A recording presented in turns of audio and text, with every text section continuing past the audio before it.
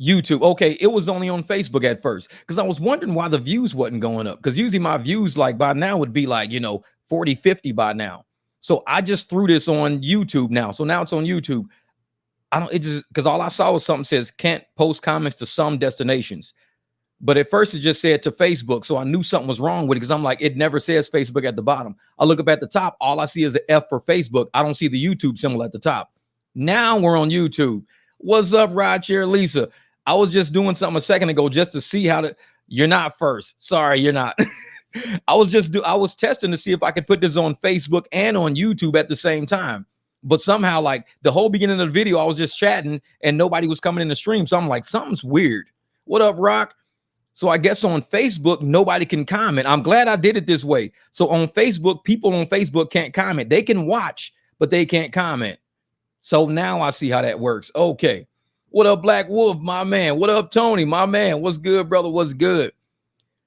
And so, like I was saying, I knew that something was wrong because my viewers were only like 2 and 3. It wasn't a lot. And I'm thinking, well, that's kind of weird. I started looking around the screen and now I see what's up there. No, I didn't see the link on Discord yet. I just got to the house. I had to shower up. I drove last night for a little bit. Got up this morning. I had to go do some welding work this morning. So I just got back from welding and everything.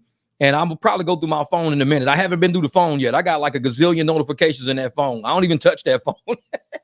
But I'll look at it when I got some time. I'll look at it and see what I got in there. So I'll definitely check. Oh, what up, Wes? Oh, there you go. He said, I just changed my name. Life on the West Coast. There you go. Cool, Tony. I'll check it out. Yeah, I haven't gone through email since yesterday. Because like I said, I drove last night and everything. I woke up this morning, went to a welding job. And when I was welding, I was like, when I get home, instead of me doing a video today, I'm going to just do a live stream. So I still haven't went through email. I haven't went through like text messages. I haven't went through anything. This little phone be putting in some work. So it sits on the desk charging all the time. And a lot of people say, dude, I texted you yesterday. I'm like, I haven't looked through my text messages yet. I'm one of them people. My phone doesn't even make a sound. I have all notifications off. I only see things when I open it. That's it. If I don't open it, I won't see it. I don't even know if anybody's calling half the time because there's no ringer on it. But yeah. Oh, it was a Square ad. Okay, cool. I'm going to check that out. So if Square does free advertising, that's what I was asking. Do they do free advertising for for contractors, like small businesses? I'm like, what kind of free advertising do they do? I wanted to see that. So yeah, I don't hover over those. I'm telling you, Tony, man, I don't even hover over those boxes. I don't touch the notifications. I don't mess with them. Like I can scroll down and it's got to be at least 60, 70 notifications in my phone from all over the place, man. Newsweek, YouTube, Yahoo, everything under the sun. I just close it. It's like I haven't even eaten today. I got up straight up, ate, I drank me some juice and everything, headed up to the welding job, did the welding job, shot back to the house or whatever, showered up. Now I'm on this live stream with y'all. I'm gonna get to that phone later. What up, Bighorn Kev, my man? You say, I want I was first, my signal didn't load. Uh-oh, somebody had you. Are you at the airport, West? That's what it was. You were sitting at the airport. Somebody jammed you up. You couldn't get online. Somebody jammed me up. No, but I was saying this is the first live stream where I'm actually on Facebook and on YouTube at the same time. I just wanted to see something. What up, Hot Facts, my man Robert Reese in the building? Because I had never done this before. So I attached both platforms at the same time. And before you guys got here, my views were like 2 and 3. So I knew it had to be something wrong with the setup. I was like, what is wrong? So I'm looking at the screen, and sure enough, in the top, I just see the Facebook F. I don't see the YouTube sign. So I had to go back through, edit, and that's when I can add people on there. So yeah, now I'm, like I said, when I first got StreamYard, I don't understand how to work it. I'm slowly learning how to work this stuff. So, but people on Facebook can't comment. It's crazy. It's like you guys can comment because you're on YouTube, but they can't comment because they're on Facebook. Facebook won't allow them to comment on StreamYard stuff. That's weird, man. Old man says, yeah, speaking of eating, I changed to the keto diet, down 11 pounds in 2 weeks. What is the keto diet? I've heard of that. I've never, man. They just dropped someone off by the beach. Oh, Wes, you out driving today. That's what's up, man. Someone told me how someone was promoting his small business on Square and it was free. Oh, shit. Okay. So you could promote a small business on Square.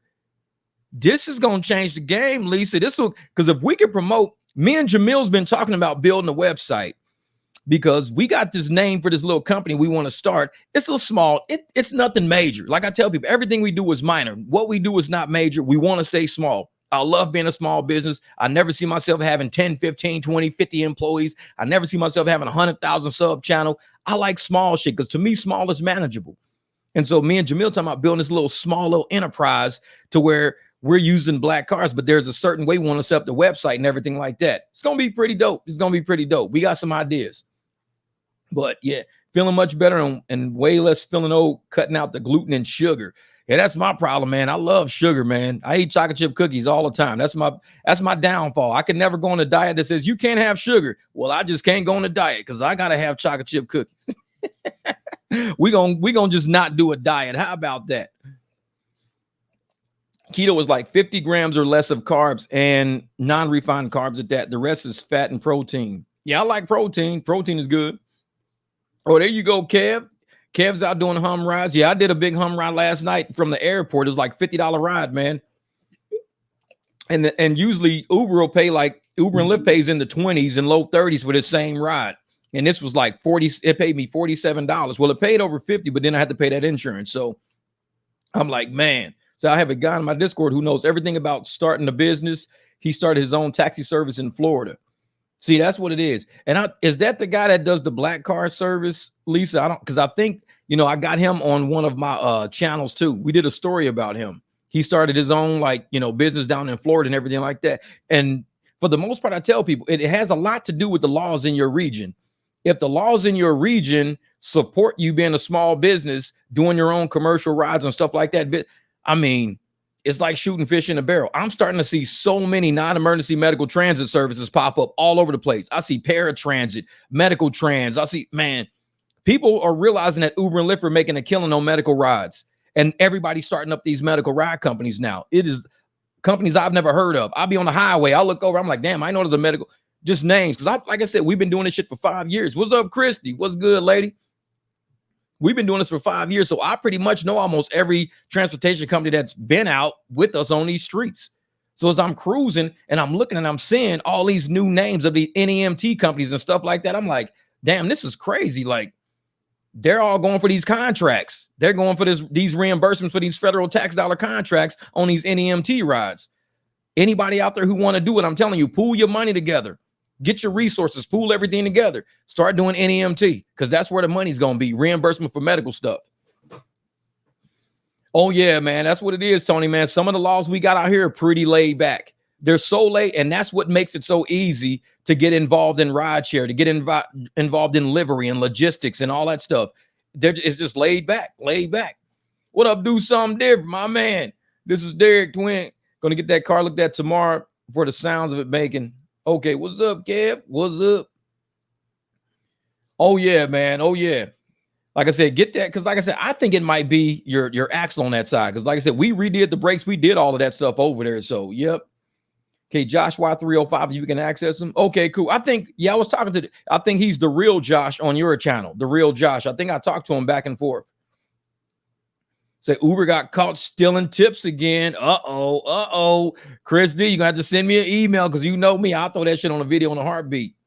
What up, Adolphus? What's good out in San Diego? That's my man right there. Yeah, Colorado going to be the new California. That's why I left 5 years ago. Yeah, and that's the thing, Kev, man. Colorado, like Tony and them, they'll tell you, it started becoming pretty, lax, with the marijuana laws and lax with, crime and stuff like that. And it started turning into a mini California. You never expect Colorado with all of the amenities that place has for especially winter sports and ski to end up mimicking what was going on in that damn beach state. People need to, man, California does not need to be copied. Yeah, NMT is better than delivering no-tip snap orders on DoorDash and Uber Eats. No-tip snap orders. Shit, hell yeah. Yeah, we need to start the free enterprise movement. Yes.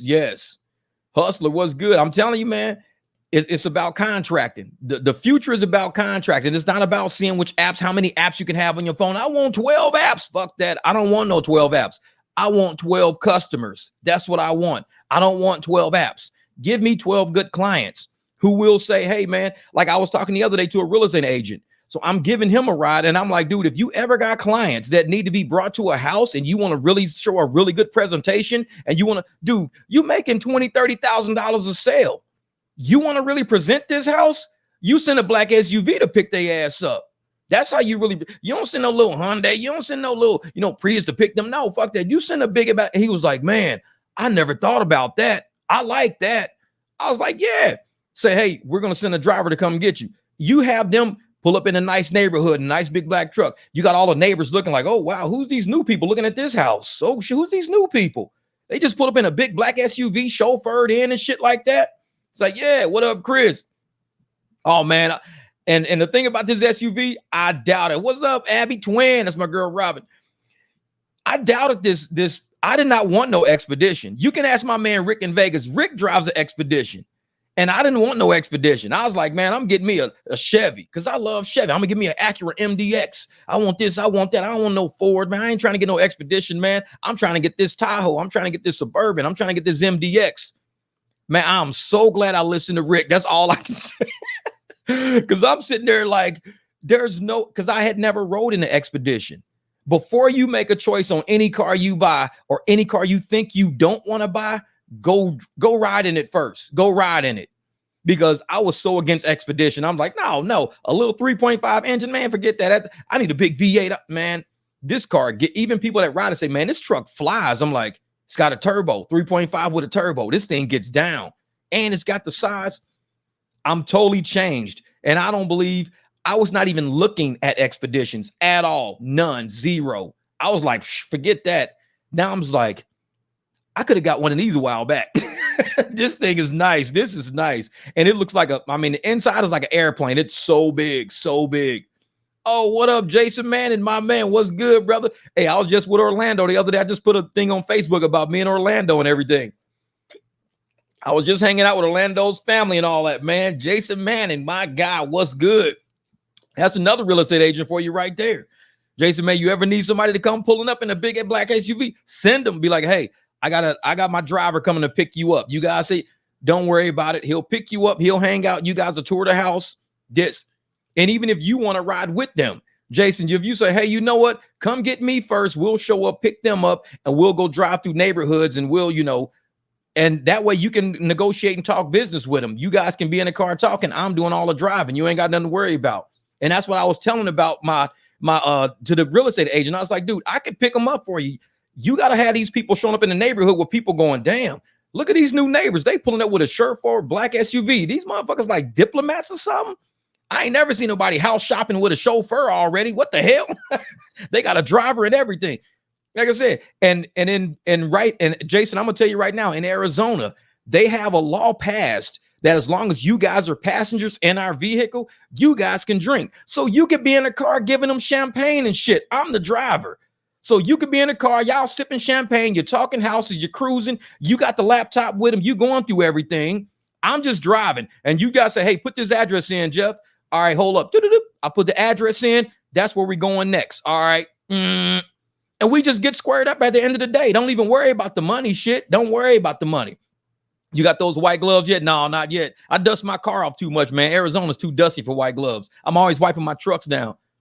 So like I said, we cruise up, man. It's like we'll square up at the end of the day. Say, hey, man, we went to 2-3 houses today, this and that. Hopefully we close the deal. You can close that. They say, hey, man, we love this real estate agent. Why? Because this motherfucker will black car service you, have you driving around, have you sipping champagne and shit. And you do a whole, Jason, you can create a whole like short on TikTok or whatever. Like, this is how I sell houses. When I come to your house, I'm sending the black car service, champagne already in the car. We sipping, we tripping. We out cruising right now. We like, hey, Jeff, put this address in. This is where we going next. All right, hold on for a second. All right, here we go. And that's how you sell houses. You ain't got to worry about shit. You just worry about focusing on your clients. You focus on the sale, the amenities, and just let somebody else do the driving. And that's how, like I said, shit's got to change, man. You got to upgrade your service because everybody else is like, hey, just meet me at this house. Hey, come. They're like, you know what? I'm going to send you a driver. Exactly. Sipping and tripping. Shit, we finna take a trip. Say, we going to link up and game plan. Okay, man, I'm telling you. Hey, brother, you know I'm all about it, man. I love marketing. I love sales. I love being involved with people. So, and you know me, I know all of, I'm like you're really, you know, all the areas in Phoenix. I know all the areas in Phoenix. If somebody's, especially from out of town, is looking to buy, man, I guarantee we can sell their ass a house. I guarantee it. They'd be like, dude, I said, what up, Bubbles? And then on top of that, we've got other black car service drivers like my man Jamil and everybody. We got my man Micah. We got a lot of black car service drivers. So even if you say, hey, you know what? I'm going to have 2 people today. I got 2 clients I got to meet today. You can have Jamil pick up somebody like in Gilbert, say, hey, I need black car service, picking them up in Gilbert, this and that. And at some point, we could square up later. You can say, hey, you know what? We did transportation. We did this and that, this and that. This is the invoice. Cool. You close the sale, you close the deal and be like, all right, cool. I just paid my transportation bill. I had like 4 clients. I've been driving around. This is my transportation bill from it all. Good. Got it going. And you'll be one of the only real estate agents who use black car service to get your people around. Show up with wine already in the car and everything. They like, damn, this was easy. He just came up and picked us up at the house. We ain't have to drive or nothing. Nope.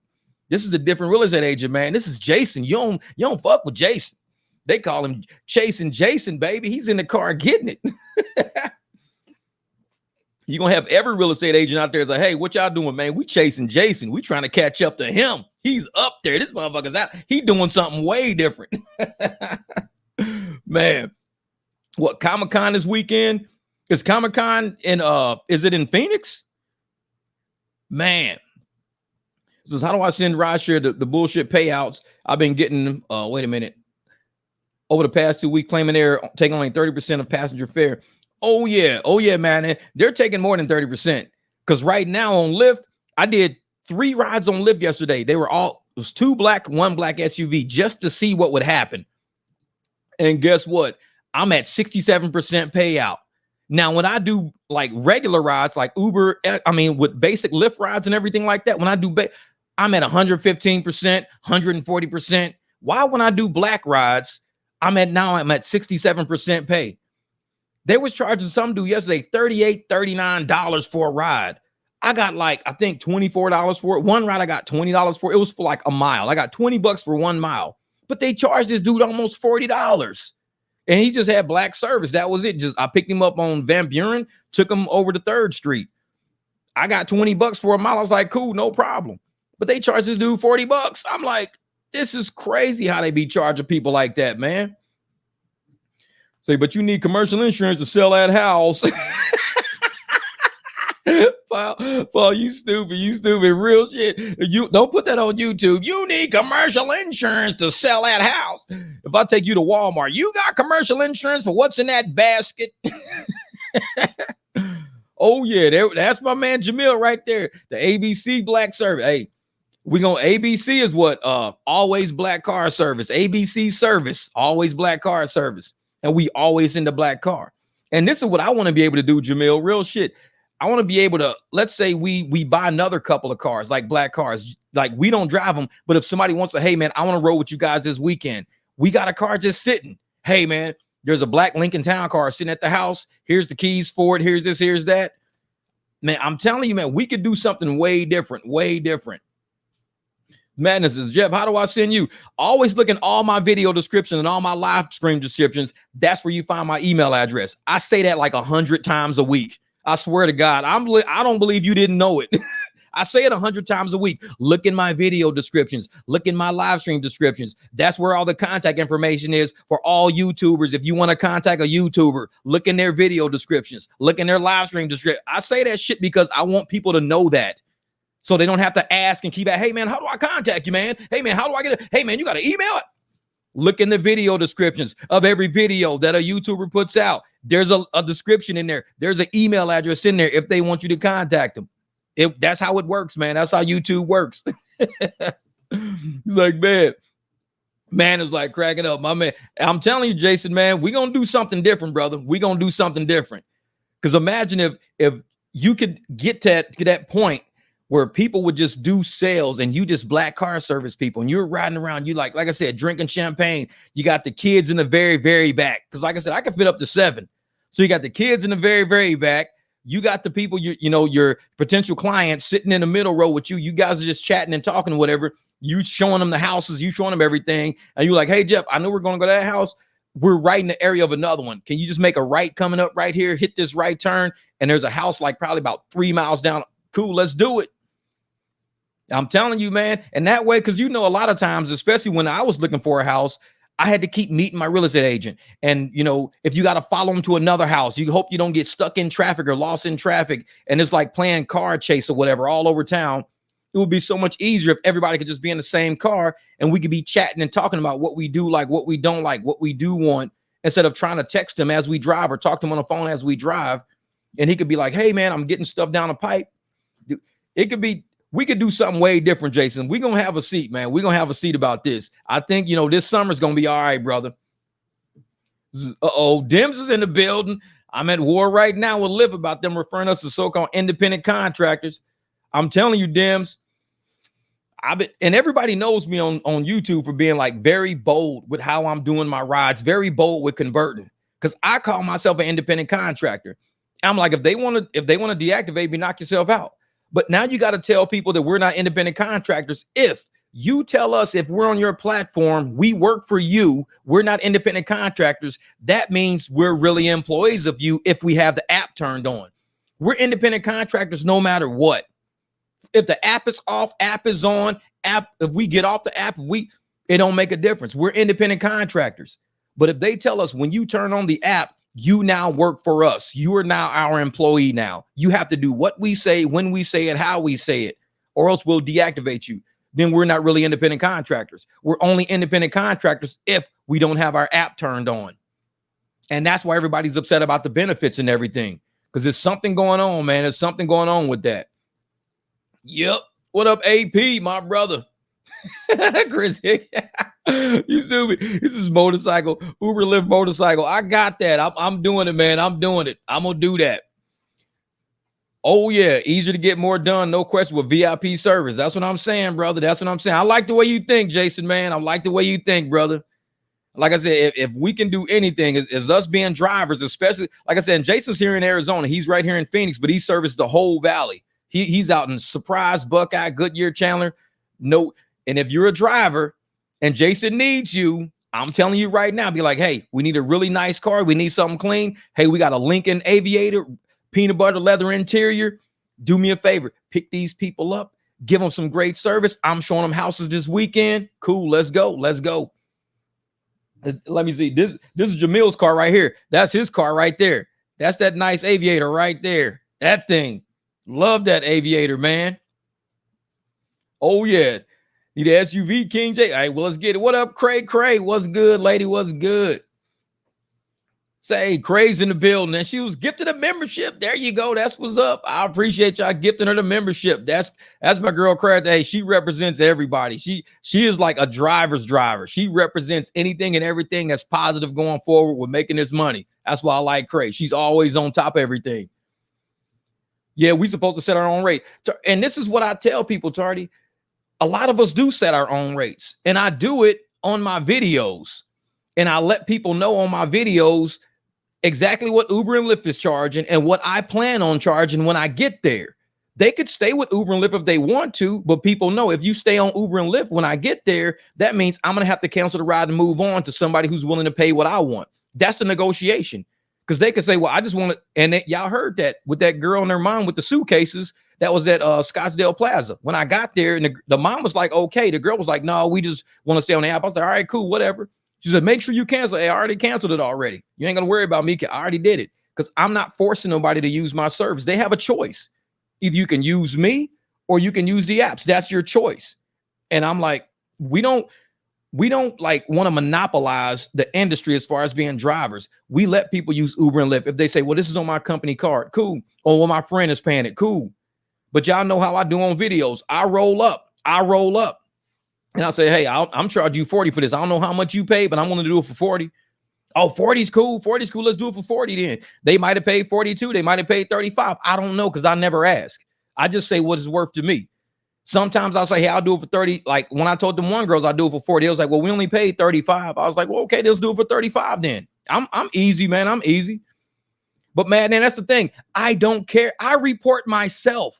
I make videos, madman. I report myself on my videos. I am Uber and Lyft. They watch me. They not stupid. I report myself every day. Every day I'm out converting rides. I'm reporting myself. Every day I'm saying, hey, this next client, they want $17. I'm going to go up there and I'm going to go do this for, I say 30. I'm going to go do this for 30. I am reporting myself. So therefore, if I'm reporting myself, why would I be worried about somebody saying, hey, he just tried to sell me a ride? We know, we watch his channel. Was his name Jeff? Yeah. Yeah, he's got mic drop, but we know who he's talking about. Don't worry about it. We glad you stayed with Lyft and Uber because that motherfucker gives some top flight service. It's like, that's just how I am. I don't care if they report me. Please do. Please do. Exactly. This is, hey, Big Orange Cave say, thanks for the shout out without finding out what Uber pays you. Exactly. So I'm late to class, but I show up with the crusty dusties. What's good? What's good? That's Melly Mel, my brother. And that's what I'm saying, J Films. Report me and say what? That we're independent contractors. So you can say, well, when he showed up, he didn't like the fact that he was only getting $17. He said that the ride was really worth 40 in the type of car he had and everything. And it's like, yeah, what up, Bree? What they gonna do? Tell me, well, he's not worth $40. No, he got to take the 17 we give him. No, that's an offer. The $17 is an offer. It's not my salary. It's not my wage. It's an offer. We can either accept the offer, negotiate the offer, cancel it and walk away from the offer. Those are my options as an independent contractor. If I come to your house and you say, hey, Jeff, I got this lady that want a pool for $25,000. And I go, she want a pool for $25,000? Yeah. Let me go to her house real quick. Oh, thank you for the super chat, Rudy. I appreciate that. I appreciate that. And I'm like, well, let me go to her house first. Let me go to her house and see the pool she wants for $25,000. So you might say, well, he accepted it because he went to her house. I didn't accept it. I'm going to go check this shit out. So I go to her house and she's like, oh, you're here to do the pool for $25,000? I'm here to check it out. Well, I told him I wanted somebody to come out. I was willing to do a pool for $25,000. I said, well, I'm not willing to do it for $25,000. I'm just coming to check it out. Same thing with a ride. I might not want to do this ride for $10. I show up to check it out. It's 6 people right here. It's not one person. It's 6 people. I'm not doing this, but just like I did the other day when that $11 ride, it turned into what? That $11 ride turned into $45 because they gave me 25 on Venmo. Then we got to the Gracie's tax service and they didn't like the line. So the dude gave me 20 to take him to Valley Bar. It was an $11 ride that messed around and turned to $45 because I showed up. Because they said we got 7 people. I knew what he said we had. I said, don't worry about it. You in luck. Because I said you in luck, not because I was willing to take $11 to take 7 people, but because I can take 7 people and we can come up with an agreement. That's why I said you're in luck. I'm an independent contractor. So I showed up to the guy. And a lot of people in my membership group, they know what I'm talking about. So I showed up. I saw how many people it was. And I said, hey, man, this is what we're going to do. Because they only trying to pay me $11. I'll do it for 20. He said, I'll tell you what, man, we'll give you 25. I said, that's fair enough. Went through Venmo, gave me 25. I started driving. We get there. The line was too long. I said, man, this line is too long. Sure y'all want to do this? He said, man, good catch on that. Hey, can you take us to Valley? I was like, I can take you out of Valley. Do the back seat. He was like, hey, man, here's 20, man. Thank you so much. Thank you for the, this is for the ride edit. Thank you so much. So just like with the lady with the $25,000 pool, I might show up to see what's going on. You want to pool for 25 grand. I'm knowing I'm not going to do it for 25 grand, but I show up to tell you why I'm not doing it for 25 grand. I'll tell you, we got to knock this wall down. We got to drive back here. We got to dig a hole. We got to remove that tree. Got to get all the shit out the way. Lady, you looking at $65,000. Who told you 25,000?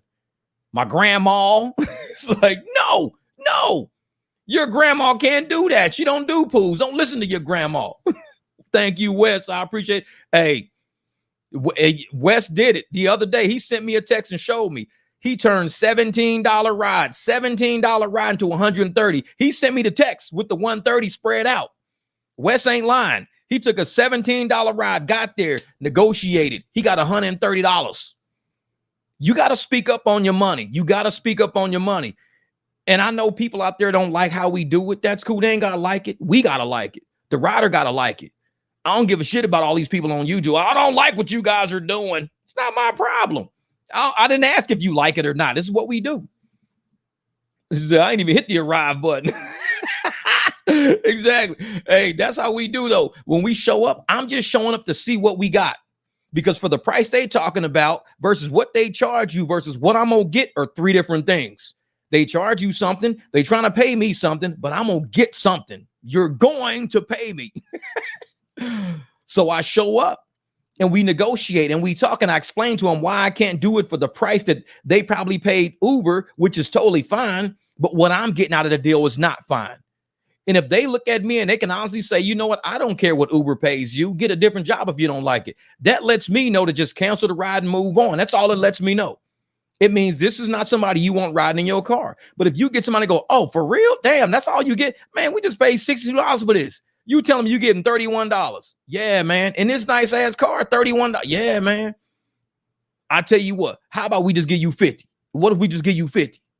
Give me 50. I'll cancel it. They're going to try to send you another ride. As soon as I cancel it, they're going to try to send you a ride. Make sure you cancel that ride. Go into edit and hit cancel ride. Because if you don't do that, they're going to link you with another driver and you're going to pay a cancellation fee to that other driver. So and I tell them that as soon as I cancel, I'm going to cancel. You need to cancel the next ride coming. Well, how do I cancel? I say, go into edit. When you go into edit, that's how you cancel a ride. Say, just cancel ride. And it'll say, you won't be charged for this ride. That's what it'll say. They keep suspending my account because of it. Yeah, exactly. And they suspended me like maybe twice one night. One time for 24 minutes, one time for 50-something minutes. But I just went over to Uber and I just did it on Uber. Because it don't make a difference who I'm contracting with. I know my city pretty well. Last night, it was completely dead everywhere. Dead.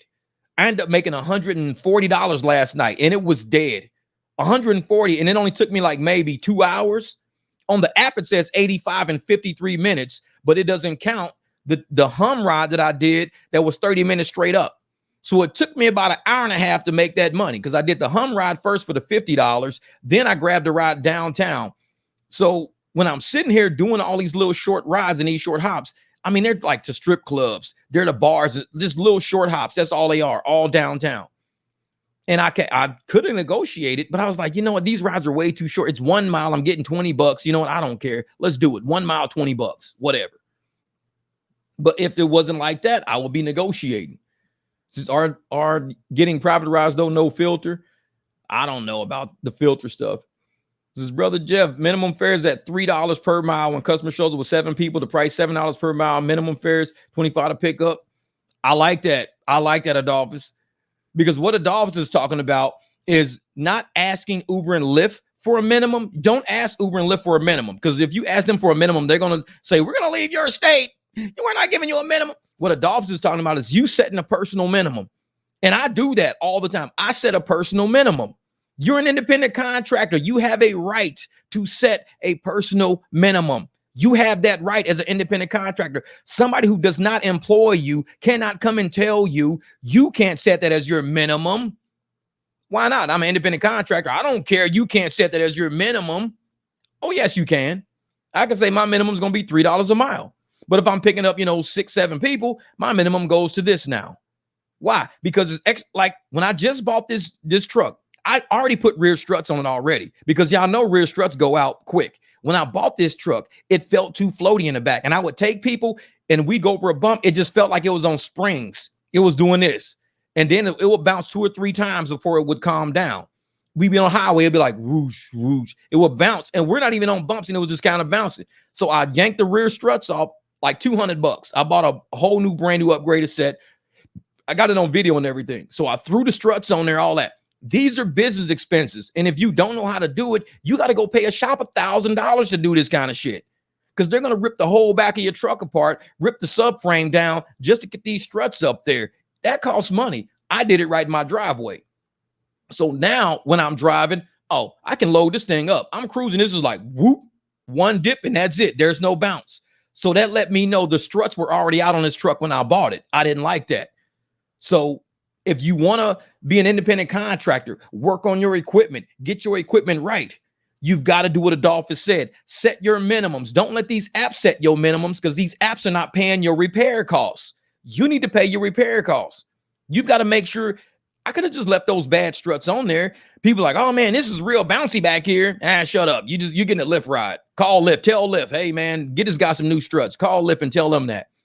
But because I set my own prices and I do my own thing, that means I got to take care of my own stuff. And I'm so glad when people say, hey, instead of 30, Jeff, I'll give you 40. I love that because I'm going to take that money. I'm running straight to eBay and I'm downloading parts to make this ride a whole lot more comfortable the next time you see me. The next time, hey, man, these mats look nice in here. Yep. Oh, man, these some cool lights up under the seat. Yep. Man, this thing got an air. I always put my money into the business. You support my business, I'm supporting you. What up, Brian? My man, Brian's in the building. So you have your personal limit. If you don't, every pigeon ride take is a lost opportunity for the ride you should have waited for and did not. Exactly. And Brian, that's what I did last night when I was downtown.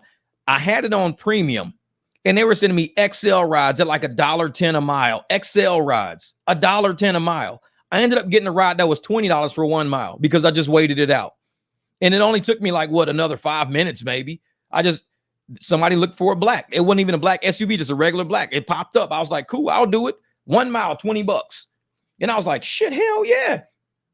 Let me see. And the only thing that I didn't like was that the people weren't ready. And when I got over by the Van Buren, the little bar called the Van Buren, I got there and they had 6 people. Only 2 people ended up going because the 4 other ones wanted to stay and take pictures. So we were waiting on people who weren't never going to come because they were in line to take pictures with the star that was there. With I guess she like raps with is Young Thug's girlfriend, whoever that girl is, Young Thug's girlfriend. So they were never. So we sat there in the parking lot just chatting and talking and everything. Yeah, Jesse, I tried that, man. I tried that, and it is actually working. I was like, hey, but let me see if I can find this ride. Yeah, this ride here. Oh, so it was SUV. So it was SUV, and it took me it was $20, and it was like a mile to get to them and a mile for the ride. So it came out to be $20 for 2 miles, 2.0. Now the estimated was 15 miles. They were going to go to Tempe at first. That's why it says the estimated says 15 miles. If you can see it, you probably can't because it's all jacked up. But the estimated says 15 miles. It was like a $40 ride for 15 miles. This is what it started out. Now, $39.56 was the old upfront pay. $39.56 for 15.9 miles, 16 miles. Almost a little over $2 a mile is what it was at first. A little over $2. 6 people. 4 were in line to take pictures with this girl, Young Thug's girlfriend. They weren't never going to come. So we were waiting. And they're like, yeah, they're not coming. So they had to change the ride because they didn't have to go to Tempe because these people wanted to go to Tempe. So they just changed to a bar right around the corner.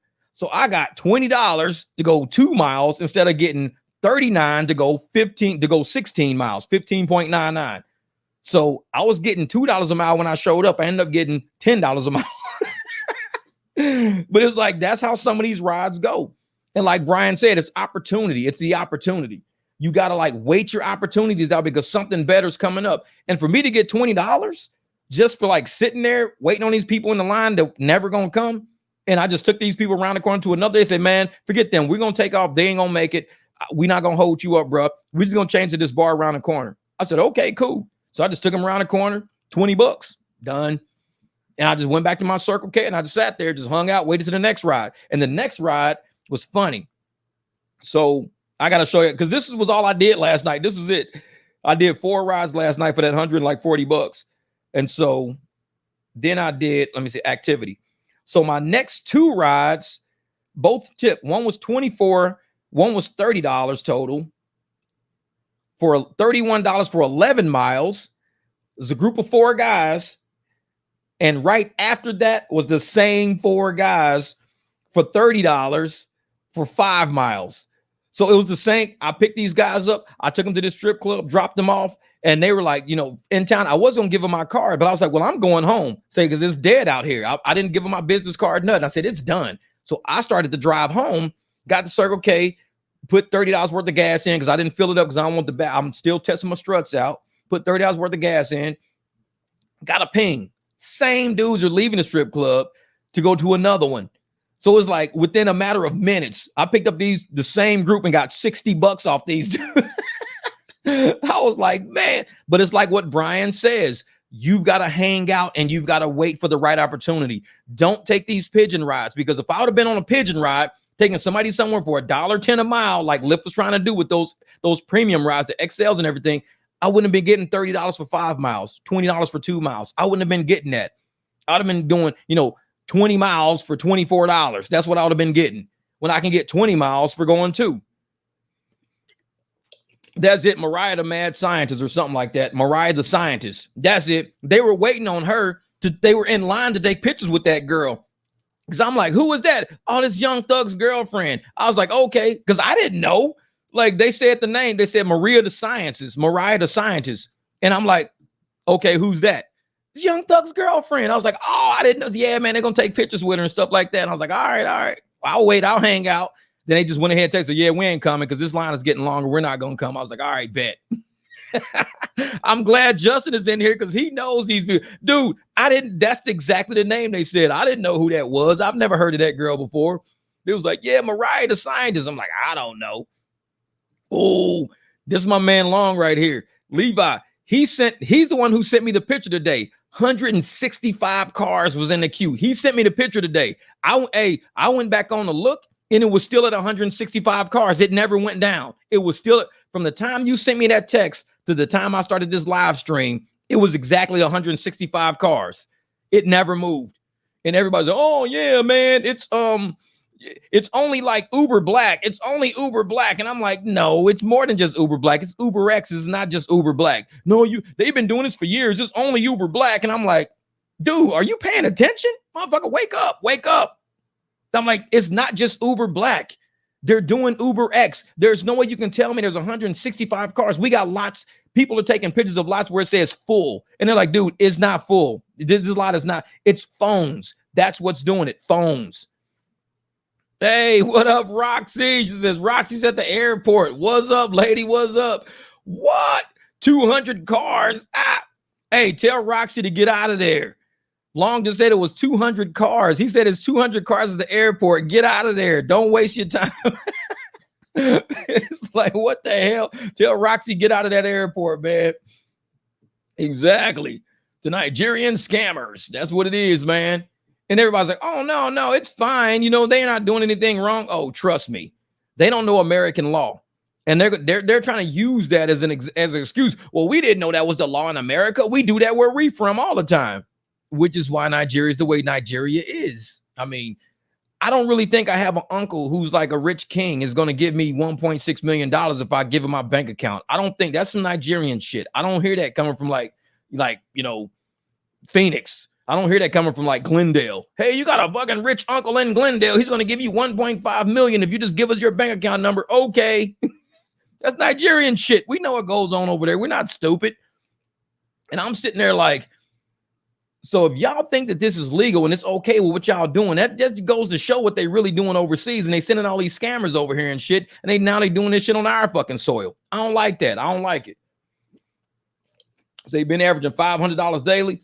Oh, Talib. Hey, I was just saying that the other day. I was like, there's a way. Because just think, if you do 10 rides, 10 is all you need to do. And you do them at $50 a piece. That's your 500. I guarantee. Like even last night, I did one ride was 50. My other was like 30. Even if you did every ride you did, if you put it at $60 to $70, just 60 to 70, you're going to hit 500 like quick as shit. You're going to like 8-9 rides. You're done. You're done. And 8-9 rides, not no 30, 40 rides trying to hit a question, trying to hit a challenge you out there for 12 hours. No. There's a way to get it, but you've got to understand that you're an independent contractor to get it. William said my bank account at zero. Once you're an independent contractor and you understand, hey, I can set my price. Why? Because I'm an independent contractor. Lyft is not your employer. Uber's not your employer. They are against calling you an employer because they don't even want to pay you benefits. So if they're not your employer, they're telling you to your face you're not your employer. They tell you to your face in the addendum they can deactivate you for any minute. They can just take you off the platform for anything. That you don't have to do anything to get kicked off the platform. They could just say, hey, you know what, today, let's downsize and get rid of like 30 drivers in just a random region.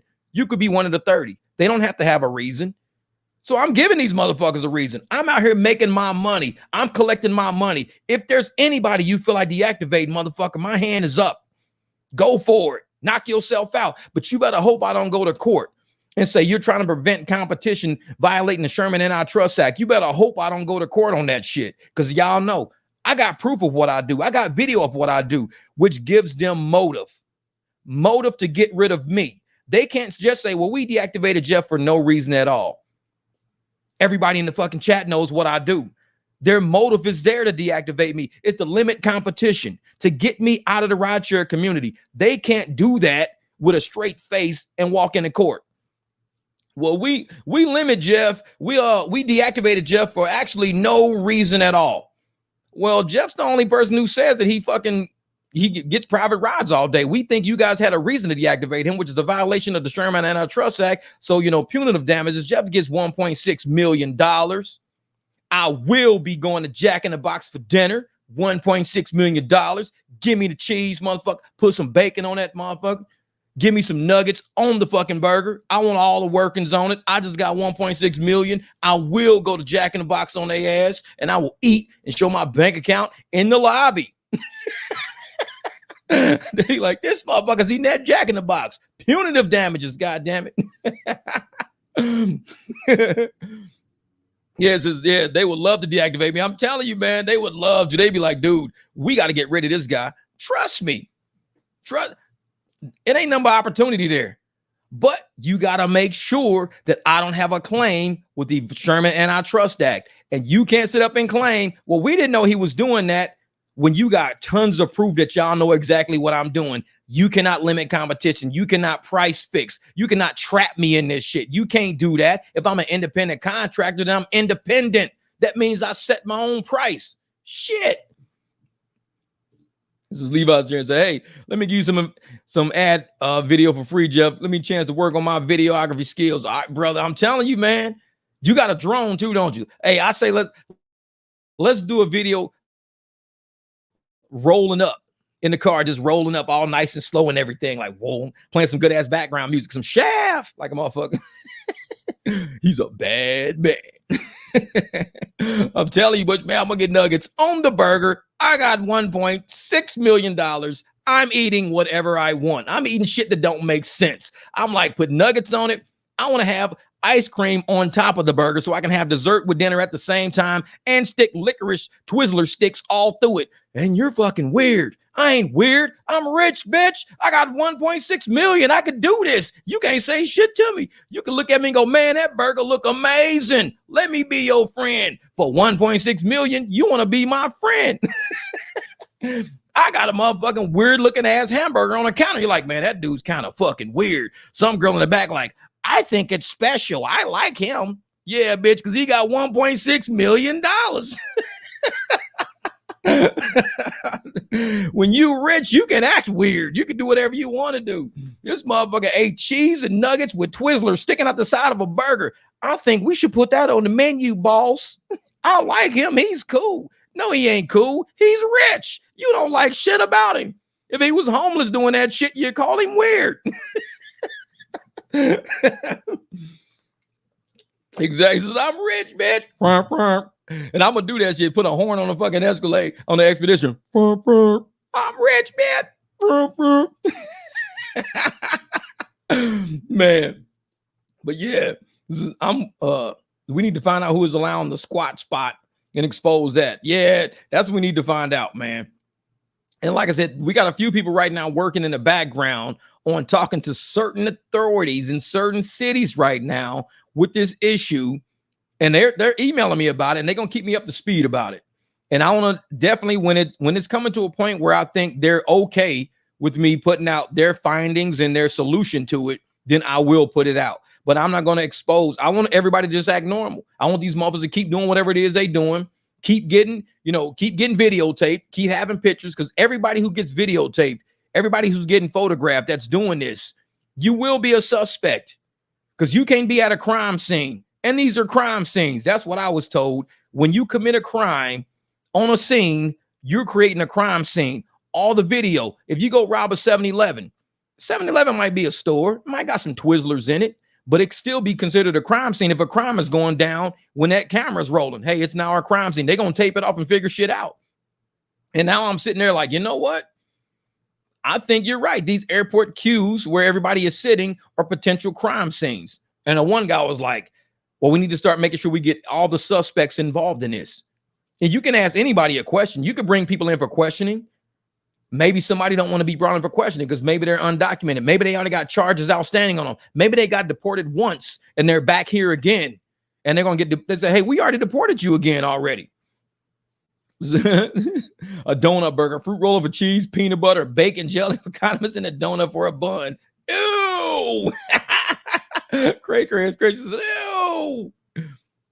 But no, and like I said, and if these are crime scenes and these people are suspects and they do get pulled in for questioning, or they are put into a database where people are looking and say, hey, I know these guys. We deported these guys 2 years ago. What are they doing here? We know who these, that's why I say videotape, photograph. These are crime scenes.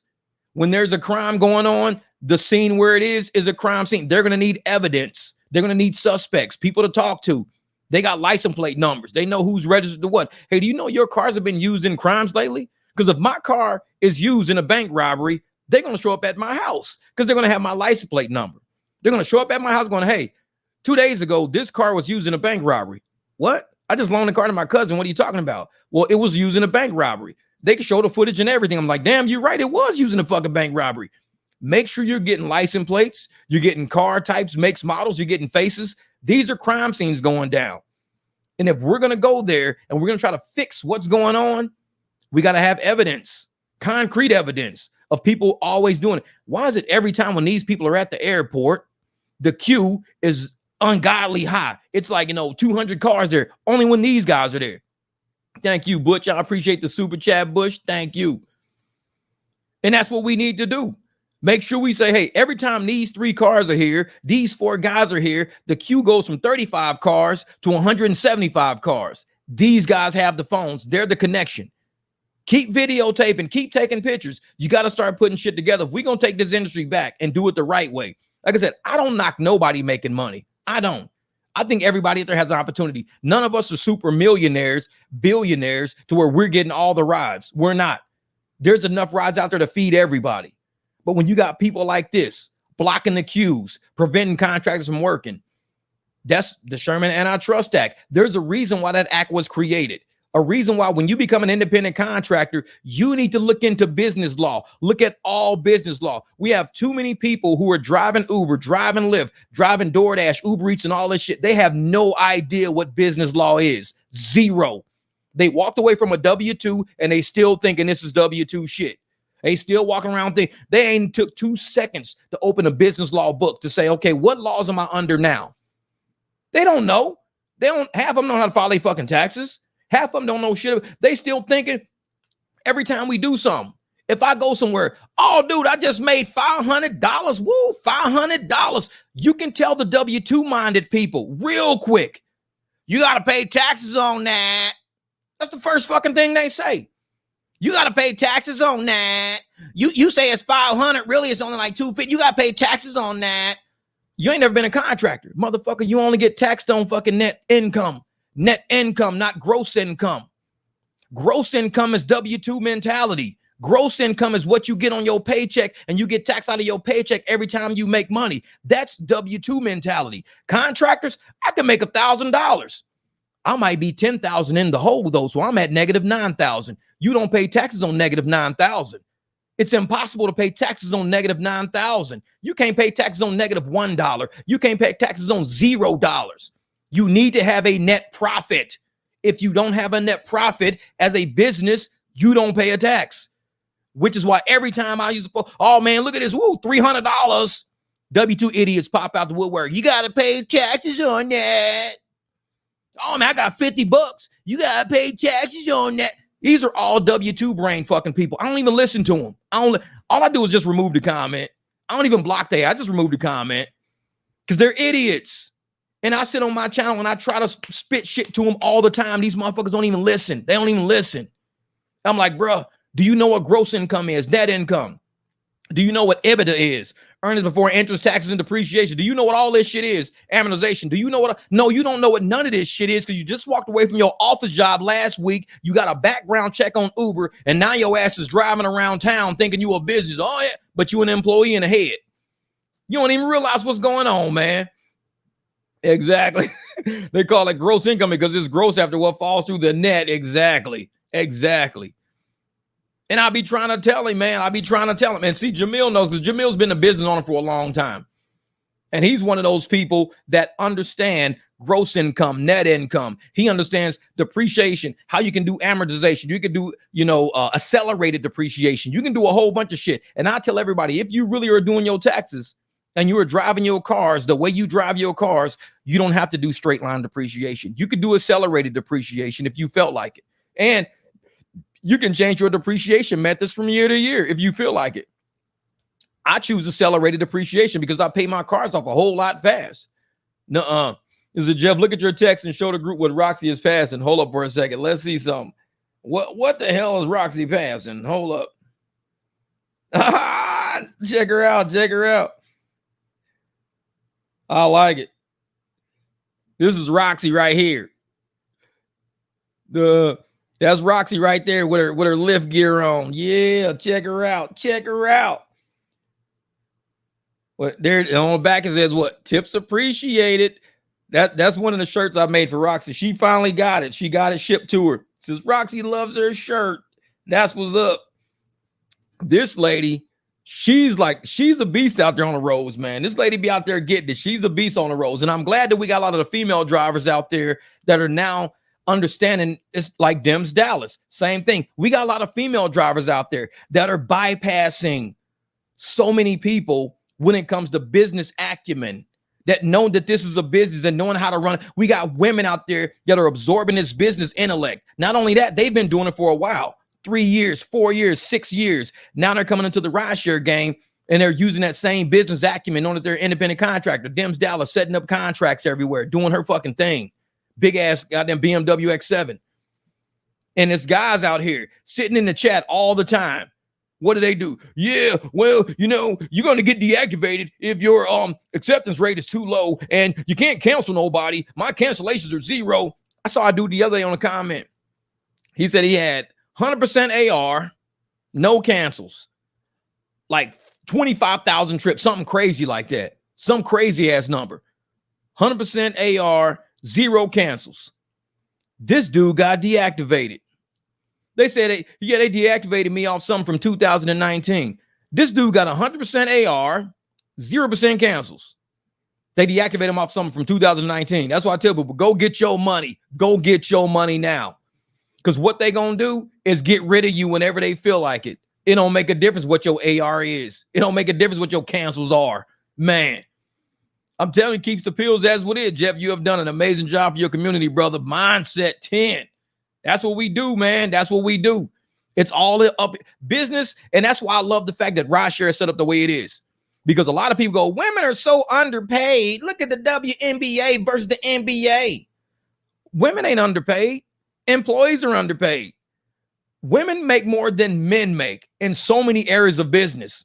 But you got to be a woman that knows I'm in business. I mean business. And a lot of men out there thinking, oh, I can make more than this lady. Why? Because she's a lady. No, she might lap your ass up. She might trust me. Don't think just because she's a lady or she's a woman, you're going to make more than her. Some of these women got it up here. They put that shit down real quick. And that's why I like chopping it up with some of the women in the group and everything. We sit down, we chat, we laugh, we talk. Dems is always in the group. Robin's always in the group. That's her, Abby, right there. Somebody get Jeff a TV and interview ASAP. No, man, I'm cool on my channel. You know me, we keep it small over here.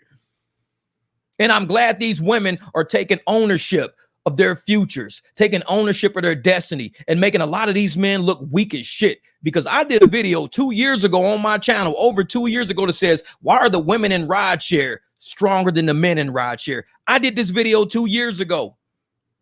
We got women right now in rideshare setting contracts with companies.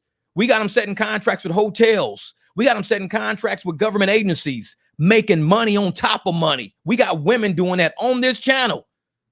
And these men out there are walking around, well, I don't know. This is why I made that video 2 years ago. I said, why are the women being stronger than the men now? The men, I don't want to get deactivated. I don't want them to cancel. If I cancel too many rides, they're going to get rid of me. I don't want to, I got to keep accepting these trash rides. I got to accept trash orders, or they're going to deactivate me. And these women walk in the room going, who do I got to talk to get a contract signed in this motherfucker? Like, I'm just trying to get people to and from. Who do I got to talk? Here's my for hire permit. I got commercial insurance later. I got this and that. These are women saying this. Women are walking up. I'm trying to maximize my profits. Who do I got to talk to? You guys need rides? I got a company. This is my company name. It's an LLC. Same woman is doing this. Guy walk into the building. Yeah, I'm on Lyft and I'm on Uber and, you know, I'm doing this and I'm just like, bro, you're an independent contractor. You don't work for Uber. You don't work for Lyft. If you think you do and you get stuck in that mindset, this is why women are passing men up, because they're watching men make all the mistakes. They're watching men walk in the building on who, yeah, making all the mistakes. And these women are like, I won't do that. I won't do that. I won't do that. I definitely won't do that. All these dudes is just fucking up. You're supposed to be providers for your family. You're supposed to be providers for the generation of children up under you. You're supposed to show people this is how we walk into uncharted territory and chop down weeds, and we doing shit that's never been done before. That's how you be a man. You walk in like that. But a lot of these guys, they walking in with their tail tucked between their legs. I don't know. Uber's going to be mad at me. Let them. Uber hates all of us. You think Uber likes you because you got a high AR? Uber don't want to pay you. Uber will pay your ass $1 an hour if they could. And you'd probably take it. Like that. I know the women are telling them, check these nuts. They just, well, at least I'd have a car payment. That shit cracks me up every time. Because Tristan don't have a car payment. And that's funny to me because I look at all successful people who I work for. Like I talk about the Alan Waxler Group. The Alan Waxler Group was a charter company that I worked for as one of their accountants a long time ago. We had two accountants. We had the lead accountant and I was up under the lead accountant. So, and we did all the books. We had buses, BMWs, Mercedes, Lincolns, Escalades, Expeditions. We paid all these lease agreements because they were all leased. Everything we had was under a lease. The Mercedes lease, the Cadillac lease, the BMW lease, everything was under a lease because we don't have to deal with most of the problems. We let the lease deal with the problems. Corporations who want to go far, corporations who want to invest because they know that they trust themselves enough to invest because they're going to get the money back. When all you're worried about is not having a car payment, if that is your biggest concern in this world, not having a car payment, motherfucker, I got 5 cars on my property. My insurance is $720 a month on this property. All these cars run me $7. That's not counting the $20 insurance keep taking out every month for a motorcycle I don't even fucking drive. But it's like, I don't worry about the minor shit. I need to invest. So I need to go out and I get banks to say, Jeff, we trust you because we see all the shit you got coming through this bank account, man. We trust you. You got good credit. You ain't stiff nobody. You got 100% good payment on your shit, man, for as long as your ass been here. You ain't never been evicted from no house, no apartment. You ain't never been foreclosed. We trust you, man. We trust you. When you got that much trust, your word becomes your money. Your credit becomes your money. My word is my money. When I say, hey, I want that expedition, the motherfucker walk up like, well, how much you gonna put down? Nothing. Is that BMW paid off? No, I'm still paying for it. How you gonna take out 2 car notes? I'm like, I'm not. My bank is. Motherfucker, I come up with the money. My bank knows me. So you ain't putting nothing down? No. Call my bank and tell them I'm here. They called the bank. They said, okay, you want to come pick it up? I said, I'll come pick it up when y'all clean it up and paint all that shit that I won't paint it. I'm like, who the fuck did y'all think I was when I walked on this lot? Who did you really think I was? I never tell people who I am. You show people. Motherfucker, we from Missouri, the show me state. We'll show you. I ain't got to tell you who I am. So I walk in and I'm just like, I'm interested in the car. I did the same thing with the BMW. I'm interested in that car because it matches my Jeep. I kind of like it. I want to take it for a test drive. How much you putting down? I never said I'm putting nothing down. I just said I'm interested in that car. We're not talking money. I said I'm interested in that car. We'll talk money later. I want to drive that car. So I drive that car. I do shit with it, this and that. Okay, you like it? I love it. I'm going to buy it. How much you putting down? Nothing. Call my bank. Tell them I'm here. Okay, what the fuck does that mean? It means I've been banking with these motherfuckers long enough to where they know who I am. You don't have to run my credit. My bank knows me already because I bank with them. Just call them and tell them I'm here. So they call them. Okay, when you going to pick it up? Well, I got to find somebody to bring me back. Okay, cool. Just sign all this paperwork. I'm like, I told you I wasn't putting shit down. I told you I wasn't. I don't have to. The bank knows me. But if the biggest thing in your life is, well, I don't have a car payment. The biggest thing in my world is making sure my word stays valid. That's all I got to worry about. I don't give a fuck about the payment. Money talks. Motherfucker, hey, Jeff, he's going to go out and make some money. How do you know? Because he's taking out another loan from us. What? Yeah. Well, what if he don't make money? Oh, Jeff's going to make money. How do you know? Because Jeff's always made money. He'll figure shit out. Like this morning, what did I do? I got up this morning and went and did a welding project. I woke up this morning to go weld at I videotaped it too. Huge construction site up there. Huge construction site. So I'm up there welding. These guys got a $70,000 project going on right now. $70,000 project. And this is basically what I was up there welding on right here. You can kind of see it. They had the huge work truck sitting in front of the construction site, and I'm redoing all those welds and everything. That's the video I recorded this morning from the work I was doing. When I wake up, I make money. That's what I do. My bank knows me. So I don't have to worry about somebody going, oh, I don't have a car payment. Motherfucker, car payment means nothing to me. I make enough money to afford it. It's my word. There's right. Word is bond. That's all I worry about. I don't worry about, well, how much is this going to cost you? How much? It is, don't worry about it. If I need anything, enough people know me to say, that's Jeff. If he says he'll do it, he'll do it. If he said he's looking for a black truck, he's going to go buy a black truck. Why? Because he said he was looking for a black truck. Everybody says he's looking for a black truck. I'm not everybody, though. If I say I'm looking for a black truck, I'm going to buy a black. My bank has already told me, Jeff, just look for what you want. When you find it, you call us up. Okay, cool. I couldn't find one. Took me a long time. Took me like 6-7 months to find one. I was looking. Took me a long time to find one. Because they know I'm a smart person. I know what deal I'm willing to take. I'm an accountant. So I'm looking for the deal that's feasible to me. Feasible for the level of risk I'm ready to assume. I assume the risk. And I tell anybody out there who's an independent contractor, I have seen people have plots of land with nothing but dirt, rocks, busted glasses, tires and shit, weeds. They say, well, we just secured a $500,000 loan. We're going to build something right here. It's fucking weeds. It's tires. I was a little kid at the time. I'm in my 20s. I'm like, dude, we look at stuff like this and we like, yeah, whatever, man. This ain't nothing but tires. Because I never understood. You guys are going to bring dump trucks in here. You're bringing backhoes in here. You're bringing excavators in here. You're bringing architects and engineers in here. This is just space. All this shit we looking at is just space. These guys got the money. They dumped $500,000 into it, get it all prepped, get ready to go. Then they start building on top of it. I witnessed all of this in Vegas with my own eyes. People didn't worry about a car payment. People were putting $500,000 loans out. Jeff, what does our notes look like? Well, we got $2-3 million notes that we got to make payments on. We got a $25 million Embraer Legacy plane. Embraer Legacy, that's a Brazilian plane. $25 million with $10,000 Rolls Royce maintenance engines on those motherfuckers. We got to come up with that. And this motherfucker talking about some, I ain't got a car payment. I'm like, come on, man. That shit's misdemeanor, man. I've been through too much to worry about a car payment. I've seen motherfuckers who are giants. I would like to be like that. I don't want to walk around going, what makes me important is because I don't have a car payment. Fuck that. I want to be important enough to walk them to a plot of land and go, call my bank. Tell them I got something. I got something.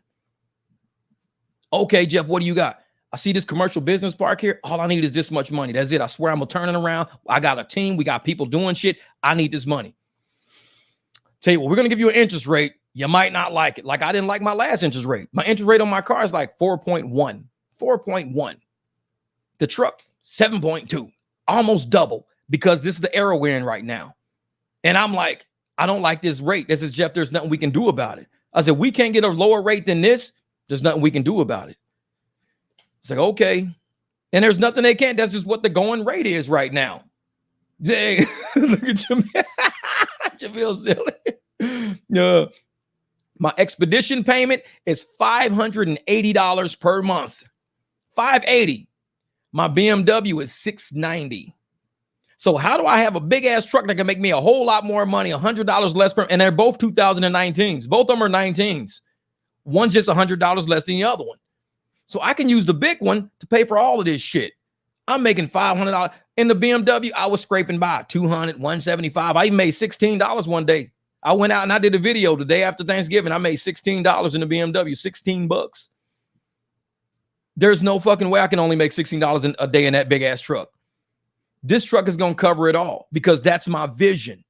When you see something and you believe in yourself enough to say, this is my vision, you make that shit a reality. I don't care what nobody on YouTube think. Motherfuckers don't walk in my shoes. They don't wake up and eat the pancakes I make. When I think of something, I say, this is my vision. When I envision this house, it's a fixer-upper, Jeff. I said, I can fix it. I done fixed the AC unit on this motherfucker. I done fixed the pool pump. This house is not what it was when I moved into it. Trust me, but I had a vision. That's why they got the word visionary in the dictionary.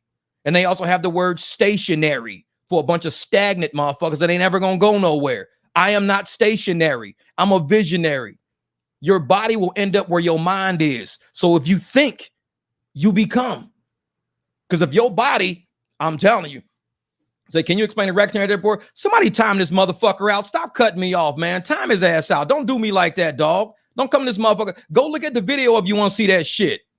I already explained that in the video. Don't fuck with me today, man. You been cool, but don't cut me the fuck off like that. If you want to know what racketeering is, go look at the video. I got the whole fucking definition on there, and I talk about it on the video. Don't come on this live stream with that shit. You know how I am. Man, don't do me like that, dog. But I'm telling you, man, there's motherfuckers out there who are visionaries, and you got motherfuckers who are stationary. I'm never stagnant in what I do. If I think of something and I know it's out there and I see other people doing it, I know it's possible. The opportunity is there, it's possible. So I'm going to say, I want to become in that group of possibility. You got a whole group of fucking people, whole group who don't believe in shit they do. So they won't believe in what you do. How can they believe in what you do when they only believe in the shit they do? They sitting in a whole pool of negativity because their capabilities is low as a motherfucker. My possibilities are endless. I believe it. I live on planet Earth still, and I see how this place is built. I see everything, how people get things done. It ain't about, oh, I don't have no car payment. If that's how everybody thought in this world, we wouldn't end up nowhere. We need risk takers. We need somebody willing to say, how much is my interest rate? I'm willing to take a little risk. How much you gonna loan me for that? Can I get a marker for that? Yeah, man. And hustling merch, man. I've been hustling merch since 2015, man. 2015. And I tell people, it's like, dude, I'm in a whole bunch of different areas. I tell people, it's just like the stock market. Run your life like the stock market. Diversify your portfolio. If all you do is get up every day and go to work every day, the day they fire your ass, your stocks crash. Have something else going on other than your W-2. Because we see a lot of people getting laid off at Tesla, at Tyson Foods, at Walmart's. Red Robins are closing all over the place. If all you got is your W-2, you haven't diversified your portfolio of life enough. You better have 4 things. They fire you from your W-2. Guess what? You had a hobby you've been doing anyway on Etsy. Go sell, build your Etsy store bigger now because you got time. You ain't at the office every day. You like, man, I only used to make $500 a month on Etsy. Now I'll make $5,000 a month on Etsy because I got fired from my W-2. I just built my Etsy business up bigger. But you got a lot of people who believe in that W-2. That's all they see is that W-2. That's all they see. You guys need to get a job. No, motherfucker, I need to get money. That's different. We don't think the same. You think job because you don't have shit to do with your life. You think job because you don't got shit else to do other than work for somebody else and build their fucking dream. Let me build my dream. I don't need a job. Having a job keeps me out of building my dream, building somebody else's shit. So all I need is money. I don't need a job. I need money. So I'm going to go out and I'm going to get this money. If I got to wake up, put on some motherfucking sweatpants and go weld some brackets on some shit, I'm going to wake up, put on some sweatpants, go up to 51, and I'm going to weld. I'm going to get me some money today. I don't need no job. I am the job. When I wake up, I'm working when I wake up. I work before I go to sleep because I'm setting all my shit up to hit online the next day. And if you're not thinking like that every day of your life, you wasting your life. If you thinking, oh, that W-2 is my worth. That W-2 is my worth. Now that means you ain't worth shit. You put all your worth in that company. And you can give your life to these companies, 35 years deep in these companies. They're going to get rid of your ass with no pension. No promise of a future. Oh, man, we went belly up. Sorry, bro. Well, what about my pension? I've been here for 35 years. We went belly up. Sorry. You banking your whole life on somebody else's fucking dream. Build your own. Build your own. And I'm one of those people that I have no shame in saying, you know what? If I got to get rid of a W-2 to get a life, I'll get rid of a W-2, but I'm going to have a life. One thing I'm not going to do is let somebody take my life from me. Every day, giving them the best years of my life, giving them the best amount of energy I got, the best level of intellect I got, putting all that shit in the intellectual property into their business. But I saved none of that shit for me. I saved the best for last, motherfucker. That's why I live okay. I retired in 2012. I've been doing this shit for 12 years. I saved all that shit for me. I tell everybody, even in my videos, they built this monster. I was paying attention in corporate. I was paying attention. I was understanding how interest works. I was understanding how loans work, how leverage works. I was understanding how all these people was living the life that I wanted to live. Rich broke. Rich broke. All they got is their word. None of these motherfuckers was millionaires. All they had was word. They did everything they said they would do. That was it. If you just do everything you say you're going to do, you're rich and you don't even realize how rich you are. The broke motherfuckers are the ones who will say they'll do shit and they never do it. They always got an excuse. You see me wear a shirt sometimes that says straight out of excuses because that's how I feel. I ain't got no excuse for nothing. I might have a reason for why I didn't get something done, but it's no excuse for me not getting it done because I said I would get it done. So that shit's on me now. Jeff, why didn't you get that done? Man, I had a flat tire today. I had to fuck. And now it's like, okay, so you didn't make it here by 5? Nope, I had a flat tire. I had to fix my, so that excuse, it's not an excuse. It's a reason why I wasn't here at 5. You asked why I wasn't here at 5. Motherfucker, I'm telling you why. I had a flat tire. Sounds like an excuse to me. Give a fuck what it sound like. I had a flat tire. If you can unflatten that shit and I can go back in time, I'll be here by 5. Until then, now you know why I wasn't here at 5. So that shit's on me. Man. Well, Rico, you got to go all the way back to the beginning of the video then, because we already talked about that already. You got to go all the way back to the beginning. Rewind the video back to the beginning, and you can hear about what I said about the airport queue, because we already talked about it already. You just showed up late, that's all. Yeah, exactly. He's late. When people come late to class, they want us to start back over. It's like, no, you got to go rewind that shit all the way back to the beginning. Yeah, exactly, man. Motherfuckers don't know. I don't even know how to. I wish there was a way that I could go into YouTube and pull up the amount of people that I have blocked off this fucking channel. It's probably more people than I got subbed on my channel. Real shit. I got 9,700 people subbed to my channel. Probably 11,000 blocked. Fuck them. It's like I keep that shit moving. I keep it going. It's like I don't have time for that shit, man. I'm going forward. I don't like to start over again. And it's just my personality, man. That's it. Some YouTubers, they'll do that shit. They'll keep starting from scratch. We ain't gonna keep having the same conversation over and over and over. That's why I put shit on videos. There's videos that I got explaining exactly what you want to talk about. You need to get off this live stream, go watch that video. After watching them videos, you can probably explain to me what racketeering is because I explain it thoroughly. If you go to my search engine on my channel and search through my videos, just type in the word racketeering. I have videos from a long time ago that talk about racketeering. So you can even look at my old shit that you ain't even watched yet and learn. So I don't have to sit here on fucking May the 23rd talking about it. Watch my old shit, whole video about it. We're going forward. No, Jeff, in your desktop YouTube center, it shows you there under community settings. Okay, I'll go look at that. I'll look at that. Community settings. I'll look at that and see. Man. 836 in the month for Camry. Damn, yeah. What Dalton say? It's a straight pleasure to still be standing here. Block van. And that's the thing, Dalton.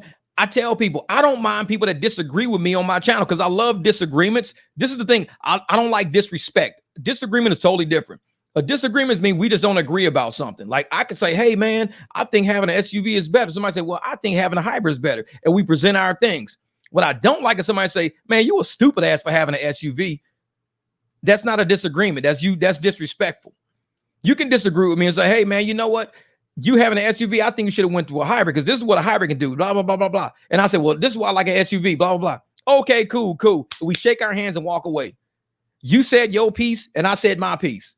But you can't say your piece and go, well, because I disagree with you and I think a hybrid is better, I think you're a stupid ass, Jeff. See, now you're being disrespectful, not just disagreeing. So I get rid of a lot of fucking people who don't realize that. I'm not trying to educate and raise motherfuckers from childhood. I raised a 16-year-old kid, 20-year-old kid. I'm trying to raise no grown-ass people. If you don't know what a disagreement is versus disrespect, you on the wrong channel. You got to go to some self-help fucking channels. And they got enough of that shit on YouTube. How do I help myself be a better person? Go watch that shit. Because I'm not here, man. We trying to be contractors over here. So, Jeff, you have everyone here talking about the Lotto 44 at U100. Man, and I'm going to tell you, man, that lot over there is the scene of a crime. There's a lot of shit going on over there. And drivers should have a right to go over there, know that queue is moving with the cars that are in there. If that car don't want to ride, cool, that car shouldn't take the ride. If you don't want it, decline it. They just go to the back of the queue. But to sit there for one dude to have fucking 8 phones in front of them saying, no, we're going to save this space. We're going to save, and they just dicking around to keep people who are actually there to work from working. That's a violation of the Sherman Antitrust Act. You can't do that. You can't block illegally block people from working in a free market. That means you've blocked the market now. You can't do that. And these motherfuckers gonna learn. They gonna learn, man. They gonna learn. Yeah. Say, don't come with a D's nuts. This a D's nuts. What up, Kev? Thank you, my man Kev, for the super chat, brother. Hey, Jeff, can you talk about doing small rides to stay in a surge? About doing private rides in airport queue? Never mind. I'll check your video. Man, Kev, you already know, brother. You already know. Because a lot of this shit, like I said, my channel is a catalog of information. You could go there and just type on some shit and it'll pop up a video. It's not going to change. It's static information. It's just static information. And a lot of people want to keep regurgitating the same shit. Like all my content is going to sound the same after a while if I let these people run my channel. They can't run my channel. You can watch my channel, but you can't run my channel. We're moving forward with that shit. Man. Says Jeff, I've been driving for 5 years since the beginning. These knuckleheads have always been in that office. Yup. And that's what they do, Jesse. And I'm going to tell you right now. And just like I said to another guy, it started with Uber Black. It started with the Uber Black cars because they wanted the really good rides. It's now bled over into Uber X because they thought, why are we leaving that whole Uber X market wide open? Why are we leaving that market wide open when we can make money in that market by selling people rides? We can sell spaces. We can sell phones. We can rent accounts. We can make money off the Uber X queue. We don't just got to use the black queue no more. Black queue is for us. That's for us to make fucking money. But now, what if all these Uber X people, taking these $13 rides, $25, we could sell accounts. We can get 25% of every shit they do. 20% of all the shit they do. If they want to do a black ride, that's why the guy said, if you want to do a black, you got to give us 75%. Because 75%, because these are black car drivers doing it. The black car drivers, and if you want to take my car, you got to give me 75% to take my car. But if you want to do out of the Uber X queue, out of the little shit, it's only going to cost you 20% to 25%. That's all it's going to cost you. We'll sell you some rides. And I'm like, man. So Jeff, can Uber and Lyft fix their company so they can make money and drivers can make money, or is it not possible? Life of Richard, this is what I think. The only way Uber and Lyft is going to make money is, in my opinion, subscription service. If every driver had to pay $30 to $100 a month, that's it. $30 to $100 a month. Let us get our own commercial insurance. Don't bill us for commercial insurance. Let us set our own rates and everything. Just tell us where the rides are. If you tell me, hey, there's a ride down here at the hotel. Okay, cool. Black car service. Where are they going? They're going here. Cool. I'll cruise up. And they say, well, the ride can start at, it may say begins at or something weird like that. So I cruise up. Hey, you guys, yeah, okay. For this ride, I only charge like $75. Oh, great. No problem. 75 is cool. No problem. But if I say, you know what? 75 is a bit steep. Would you do it for 60? I'm like, you know what? How about 65? Because I'm not going to get a ride on the way back. So we'll do 65. You ain't got to tip me and nothing like that. Oh, that's a true negotiable market right there. The shit that they're doing right now, nah. They're just telling people, hey, we're going to give you $15 for this ride, Jeff. But they just charge these people $34. These people think the ride is $34. It's like, no, the ride is not $34. I'm only getting $15. The other $18 is fees. You're just paying fees for that. That's all you're doing is just paying fees. So I don't know, man. I think Uber and Lyft can make money, but they got to do it on a subscription basis, not a hitting us every ride, taking 30, 40, 50, 90. Lyft got $600 on one ride. When they charged that guy, now I did a video on it, $934. The dude got $300 out of that. They charged that dude $634 on that ride. Lyft would have never made that money if that dude paid a subscription and he got the whole $934 himself. Because if the guy paid a subscription to be on Lyft, and he's like, okay, I pay $100 a month to be on Lyft. He gets a $934. He's good to go. He's good to go. But Lyft took $634 out of that ride from that guy. And they doing $10 here, $30 here, $40 here, $60 here. They just hitting everybody else. They would never do a subscription service because they feeding off of pigeons way too good right now. People are like, oh, shit, I'm going to take this ride. I'm going to take this ride. This is what they're doing. They don't want to take that. They don't want to take all that revenue away from them. So the reason why Lyft and Uber will never be able to run this industry the way it should be ran is because the greed has set in already. The expenses have went through the roof. They've overspent. They spent beyond their means. They got corporate shit they got to pay for. They got, facilities. They got lease agreements. They got maintenance agreements. They got contracts. They got all this shit they got to pay for. They have overspent. They've overstepped the line, and they can't go back over it to where, okay, let's do this different now. Let's do it different. They can't do it now. They can't do it. Oh, yeah. Exactly. They still be successful with 20, 30%. They don't have to take 60, 7% of the fare. They're too greedy. And that's what I'm saying, Jay. Even if, let's say I made $300 today. If I made $300 and they got 20% of that, that means they got $60. So $60 a day. And if I decided to work 20 days, that's $1,200 a month for them. That's the insurance, everything. $1,200 goes to them, $1,200. So over the year, that's like what, $14,400 or something weird like that. So less than 15 grand, my expenses and using them all year, less than them getting it. So if I'm giving them 15 grand, that must mean I must be making like 70, 80.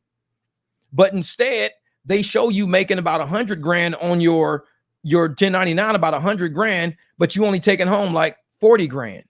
You're like, why is it saying my net income, I'm only paying taxes on like $38,000 or $90,000? Because it's all fees. Everything they're getting from you, they'll never do that 20 to 30% shit because they're eating everybody alive right now at 50%. They're eating people alive at that. Yeah, they too big now.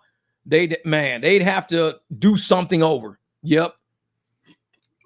They have to start all the way back over. Thank you, Jamil, my brother, for the super sticker. I appreciate that, brother. Thank you, my man.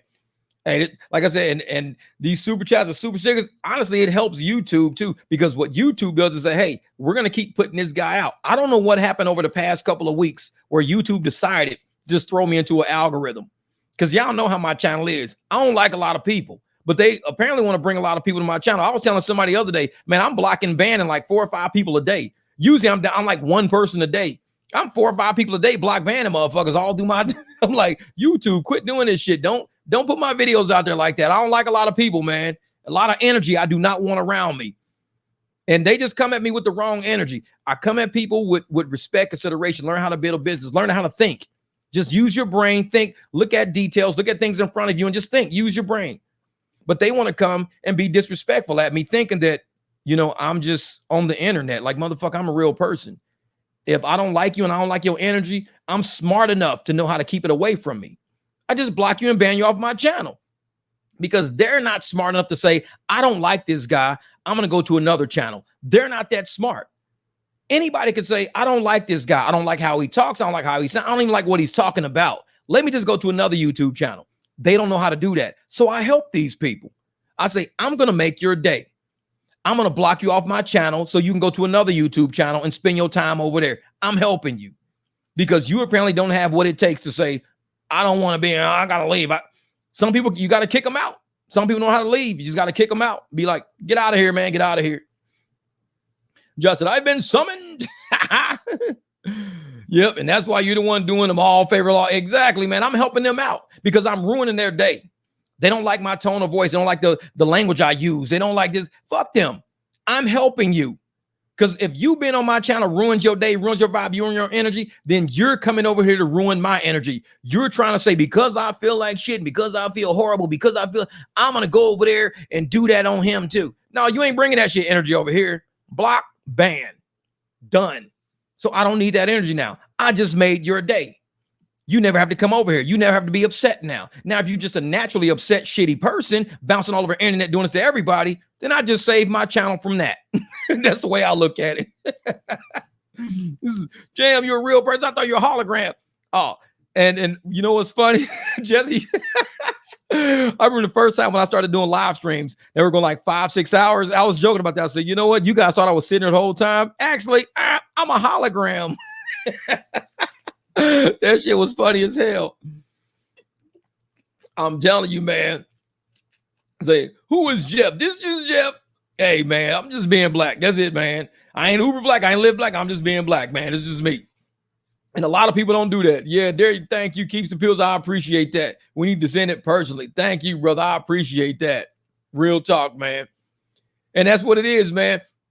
If you don't like the station, just change. If you don't like the message, just change the station. And I'm one of those people that there's a lot of channels that you will never see my name on. I watch YouTube. I watch people's channels. You don't see my name on their channel. I just click like on their video and I keep it fucking moving. And I tell people why I click like on everything. I don't click dislike because I think dislike is just like, it's internal. If I click dislike on something, that means I let myself down. I actually let myself watch some shit that I didn't even like, and I didn't have the adulthood to walk away from it. Ooh, I'm gonna click thumbs down on this. I'm thumbs down. To me, you let yourself down. I click like on everything to remind myself that, hey, I already watched this video already. So I click thumbs up. So everybody out there be like, oh man, Jeff is always clicking like on everything. He clicks like, I mean, I got a gazillion fucking likes because I want to let YouTube know I think this video belongs in the algorithm. I mean, it kept me here to watch it. I'm probably not subscribed to the channel, but it kept me enough to watch it.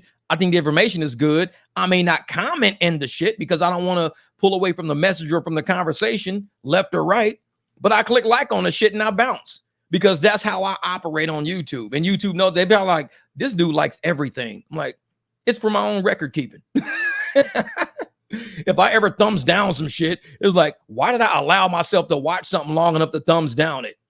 I just scroll past it. YouTube knows what I don't like because I don't click on shit that I don't like. I just keep it moving. It's like, man. So do you think Uber is stealing tips from drivers? I wear a shirt that says Uber and Lyft steals fares and tips. That's my answer. If you watch other my videos, you'd see that. I wear that shirt quite a bit on a lot of videos, live streams, things like that. So I don't know how long you've been on this channel, but the things you're asking, I don't think you're with us.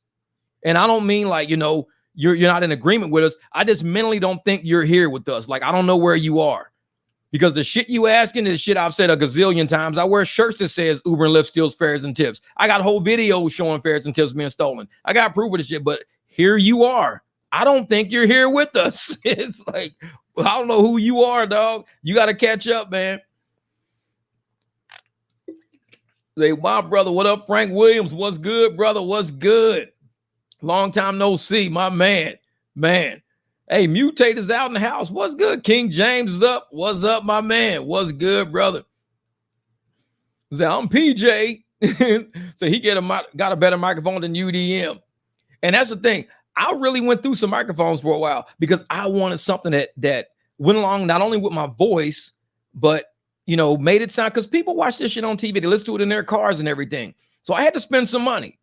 I mean, I'm not going to sit there and have some cheap ass channel and have people wanting to, you know, listen to me if my microphone's not good, the audio's not good, the video's not good. We're making real content. I talk about people's names. What's up, AJ? Urban Hiker, that's my guy right there. See, I know everybody. I met AJ. Me and I got pictures with AJ. Shit, it's like, this channel is for everybody. It's for drivers. So when I'm investing money and I'm putting money into it, it's things you guys have done. And you guys are like, hey, Jeff did. So I make the content better. The room is actually built out. I'm waiting on a table right now because soon I'll be doing live streams from the sofa over there. I got the big monitor over there and everything too. So my table's coming in. Things are going to be a little different right now. Yeah, I know that's Josh. That's Josh. Yep. That's the guy right there. And I said he's the real Josh on Rideshare and Lisa's Discord. He's the real Josh. He's like, Frank Williams. Yeah, I got pictures with Frank. We was downtown. Frank was showing me the truck and everything. I got pictures with Frank. Like I said, I know people, man. This channel is a channel that is not just like a YouTuber or me like untouchable. Fuck that. I'm like in the community. I'm in the streets with everybody. I'm rolling with everybody. We making money and we tell the truth about what's going on out there. And a lot of people and I tell people, I think a lot of these people are either employees of Uber and Lyft or they're involved in the schemes and the rackets going on because they're always trying to change the narrative to get us to believe some shit that's not true. It's kind of like what was going on with COVID. They're trying to change a narrative and they send out fact checkers all the time. Oh no, Jeff, that's not true. Quit telling people that. That's not true. You know, the shot's going to work. What do you mean, Jeff? It's safe and effective. Don't tell people that not to trust it. They should trust it. Now we got all these lawsuits and all these deaths and all these ailments and shit going on. And I told people not to trust it. And I was right. I was fucking right. But yet I had fact checkers telling everybody they were changing the fucking narrative. And it's the same way when I'm talking about all this airport shit. You got these so-called YouTube driver type fact. Oh, I think that's just Uber Black. It's just Uber S. It's not what you're talking about, Jeff. People can see with their own eyes and they drive through the parking lots and they see shit.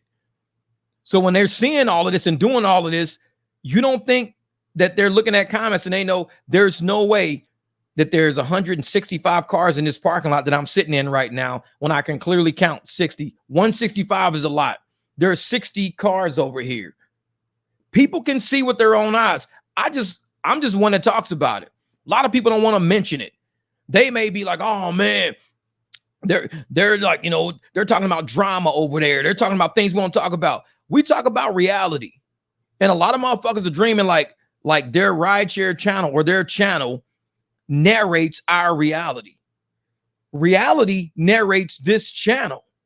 I don't think my channel is so fucking important that I could create some alternative reality for people and some fake ass facade, washed, watered down ass society for people. I can't do that with this channel. So I can only let life happen. And I come on this channel and tell you, hey, y'all, this is what's happening in real life. I don't create no narratives. Life is already happening out there. This is one of the only channels that'll talk about it.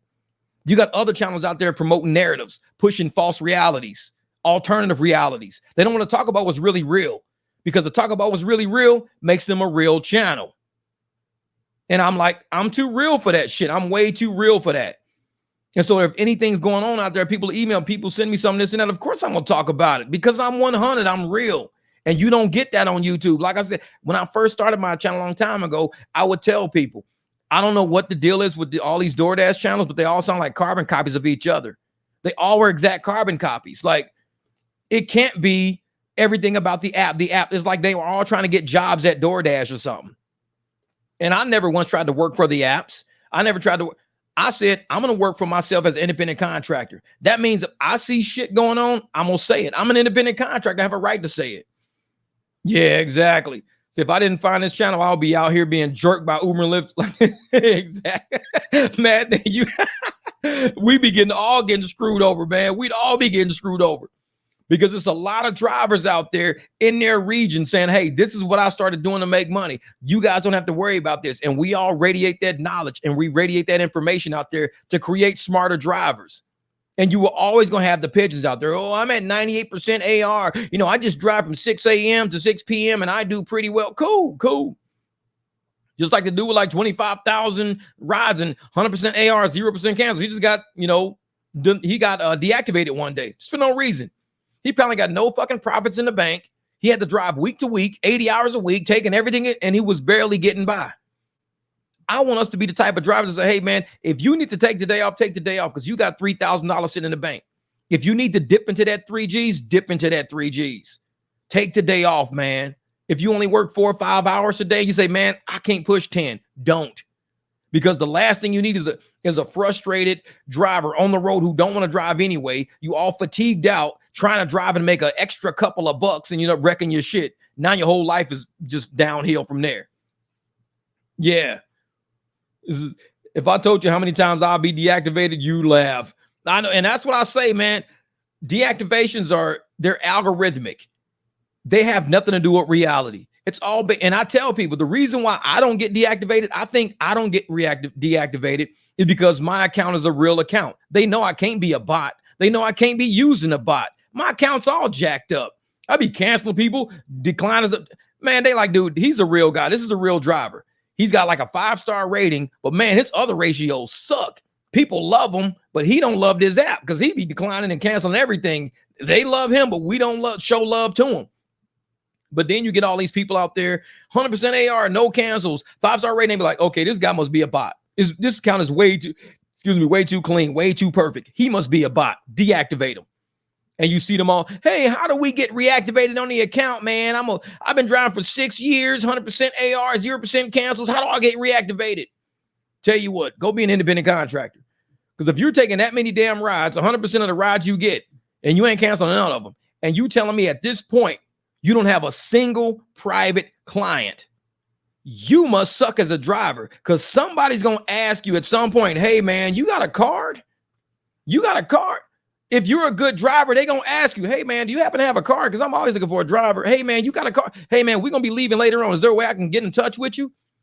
If you are a true driver, I don't give a fuck about the 5-star on Uber, 5-star on Lyft, because there's 5-star drivers on Uber and Lyft who people will never ask for a card from, ever. In a million years, they wouldn't ask. But they 5-star on Uber, 5-star on Lyft, 0 private clients. Nobody's ever asked them for a card, ever. But yet we got drivers like us who we don't have 5 stars all the time. I mean, I got 4.9. I've been in those like 4.7 and shit like that. But people always ask me for cards. The people who, the reason why our accounts be so low, like 4.9, whatever this and that, because these riders, these cheap ass motherfuckers, they want a free ride. So they're going to lie on us. Oh, 1 star, he didn't go to the right address. 1 star, he was speeding. 1 star, he was saying racist stuff to me. He was saying sexist stuff to me because they want a free ride. So the more rides you do on these apps, the more you do on these, the more risk you taking on getting booted off these apps, because you're going to keep running into liars all the time. You're going to keep running into liars. Oh, yep, take a Memorial weekend off. That's it. Just build your hustle. That's what I'm talking about. And I'm one of those people that, you know, if you see somebody that, and you know you take Uber and Lyft quite a bit, and you're driving, and you don't say, hey, man, I use Uber and Lyft, and I know Uber and Lyft don't pay y'all shit. You got a car, dude? Because I could just hit you up, you know, when we need a ride, we can do this and that. That's how you know you're a good driver. Don't let Uber and Lyft tell you, well, you're a good driver because you got 5 stars. Well, nobody's ever asked me for a card. Like, yeah, exactly. Because Uber and Lyft, I think they can automatically give you 1 star if they feel like it. They just do that shit just for the hell of it. They can 1 star you just to make you feel bad. Give them 1 star. Why? I don't know. Just do it just to make them feel bad. If they can steal your tips and manipulate all the data behind the scene, kill your, you know, all your fares and everything, you don't think they can mess with the star ratings? They can mess with all that shit if they felt like it. One day, I was at like 9% AR. I was at 9% AR. The next day, I was at 17%. They removed something out of my account because there's no way I went from 9% to 17% and I didn't even drive. Robin, on the other hand, she knows Uber and Lyft does that. She was trying to get the college program with Uber. Robin was trying to get the college program with Uber. This is what happened for real. Was it Uber or Lyft? I think it was Uber. She had so many rides she had to get the whatever, you can get a free college, free tuition. So once you clear that, you now get free tuition. Uber. Okay, she said it was Uber. Okay, there you go. She's there. So it was on Uber. And so once she got to that level, she was like, yes, I'm at that level. I'm going to cash in. Let me cash in so I get my free tuition, get this going. This happened on Uber. This is why I can tell you they can fuck around in the back end system. This is why I'm telling you this story. So yeah, 3,000 rides to get tuition. So she got the 3,000 rides. She hit the 3,000, got the free tuition. I'm going to cash in on this. She called the cash in. The people said, you don't have 3,000 rides. Look again. They told her this shit on the phone. They told her this on the phone. She's right here in the chat. She could tell you if I'm lying. She could say, Jeff, you bullshitting. She will tell you they told her on the phone, look again. She looked again. How many rides did they take off while you're on the phone with them? It was like, what, 100 rides or something they did? They took off so many rides while she was on the phone with them. It had 3,000 on her phone. She hit 3,000. This lady, she's meticulous. When I tell you this lady's meticulous, trust me, she is meticulous. She will tell you she tracks everything that can be tracked. She could probably tell you how many times her dog farted today. 7. Motherfucker, I don't even know. But she is very meticulous. Now, when she called them, they said, look again. She looked at her phone. She was like, there it is. There it is right there. They took out the entire week of April the 1st through 7th, approximately 113 or 117 rides. She went through her weeks. And saw the numbers that they took off happened to be the exact week of April the 1st through the 7th, because that's how many rides she did that week. They completely wiped out that whole week. When it said 113 rides, she went, what week did I do 113 rides? She went, no rides were there in her phone. No rides were done for that whole week. It was just blank. Like she never drove that week when she knows she drove that week. She had payment data and everything from that week showing she drove that week. Bank account information, everything showing she drove that week. She fought with their ass. They just yelled at me, just take more rides, just take more rides. So they kept telling her. They went behind the scenes and removed her shit. That's what I'm telling you. These stars don't matter. AR don't matter. Cancel don't matter. They're fucking with it all behind the scenes anyways. They did her like this. We sat at the table. We went to dinner one night. We all sat at the table. She told us this whole story. She was showing us the emails and all. They took all her, they just wiped out a week and told her, oh, just go do more rides. Just go, you can get free tuition. Just go do more. I am not doing another 113 rides to get free tuition when I have already reached it already. You guys need to put my rides back. Put my rides back. I mean, she was going off. And they finally agreed and they put her rides back. But she had to fight and fight and fight Uber to stop lying. To stop changing the system because they taught their employees how to steal. Yeah, take more rides, workhorse shit. Yep. So they taught their employees how to steal from contractors, how to make contractors continuously work. And I'm sitting there going, you don't think they doing this shit for money? You don't think they do our tips like that, our fares like that? There's been rides, man. Oh yeah. Just read the comments. Got hater trolls in here, man. I don't even know where these trolls are. I have no idea where they at, man. And if you look at there's some things that I did a while back, and oh, there she is. And I showed one guy got a $20 tip, that was stolen from him. He called and said, I have proof you guys stole my $20 tip. They saw the proof of the stolen tip, gave him the stolen tip on his day. It said tip $20 on his day. He went to his wallet. They never put it in the wallet. All they did was put it on his day. So you got to make sure you balance your wallet to your days. Because if it says you made $111 that day, but your wallet says $96, the shit's not, is something they're not transferring over. Because he got the 20, and this was on a video I did. He's got the $20 payment on his day, biggest day, $20. And now you look over at his wallet, it's a different amount. It ain't there. They never gave him that $20. They screwed him. They was playing mind games with this dude. Man, I'm telling you. Oh, yeah. This is just today. That's an easy lawsuit. All you have to do is discovery for the logs. That check would be 4 to 5 times your tuition. See, Josh thinks like me. You think like an attorney. I like how you think. You think in terms of punitive damages. You think in terms of people willfully doing wrong and sitting in front of a jury and getting that jury to agree that these people willfully done wrong. I like how you think because that's how I think. That's why I tell Uber and Lyft, deactivate me if you want to, because you got to come up with a reason in court. And somebody sat in court and they asked Uber, can you guys deactivate anybody for no reason at all? They wouldn't answer that. They wouldn't answer it. The judge forced them to answer the question, can you deactivate people for no reason at all? And they said, yep, we can deactivate people for no reason at all. That's all we wanted to know.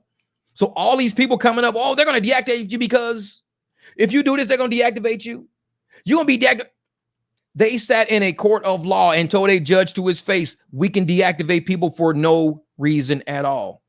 Therefore, if they deactivate you for a reason, legal shit, if they deactivate you for a reason, and that reason is discriminatory, if it's anything like illegal, if they come up with a reason, if they can deactivate me for nothing, absolutely nothing. That's why you see all these people 100% ARs and no cancels being deactivated. They're being deactivated for nothing.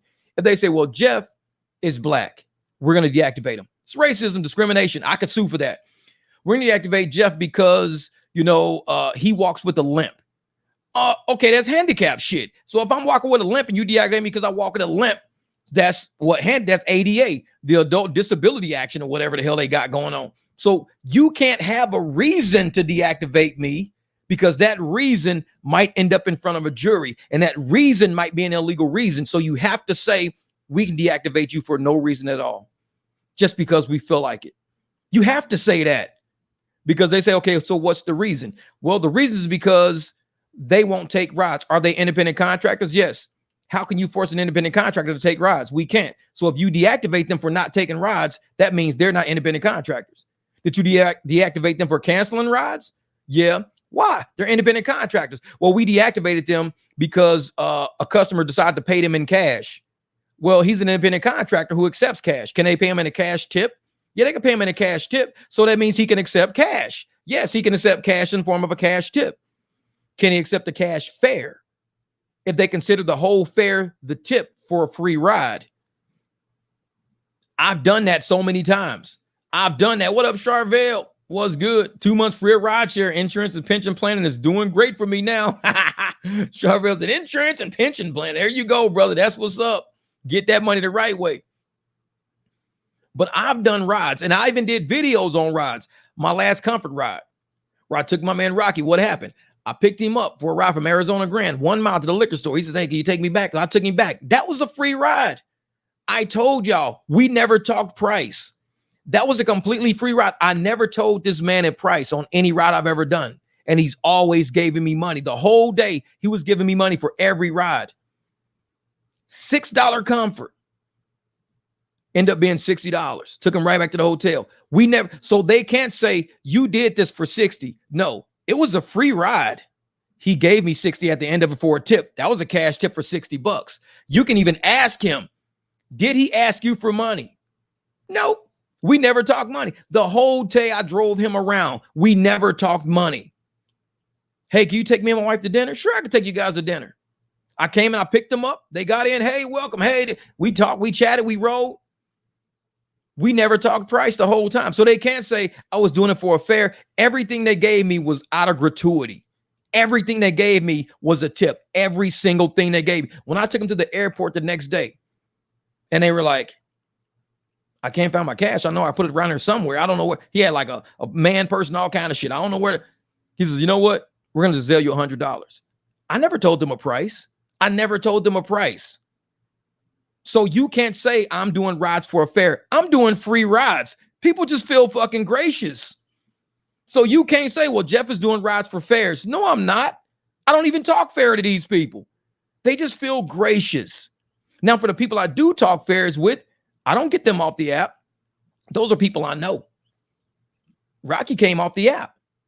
I did the ride for $6. I did it. It's clear as day I did it. But every ride after that, yep, exactly. Just got the report, fear of rider complaining to Uber. I was doing cash rides. Check the email. I just sent it to you. Well, see, and that's the thing, though. If you're doing, what's funny is Uber tried to start a program called Cash Rides. Uber tried that. You just got reported because somebody said you were doing cash rides, but Uber was about to have people pay you cash for a ride. How can Uber start a program saying drivers are going to be able to pay you directly with cash? They were going to start that program. Uber was going to start that. You're not an Uber employee. So if Uber was going to start a program saying we're going to start allowing riders to pay you in cash, you're an independent contractor, but yet Uber says you can't collect cash from a rider. I'm like, wait a minute. How you going to say I can't collect cash from a rider? I'm not your employee. Let's get that shit out the way. I'm an independent contractor. You're saying I can't collect cash from a rider, but you're starting a program where riders can now pay me in cash. The fuck do I look like? Do I look stupid to you?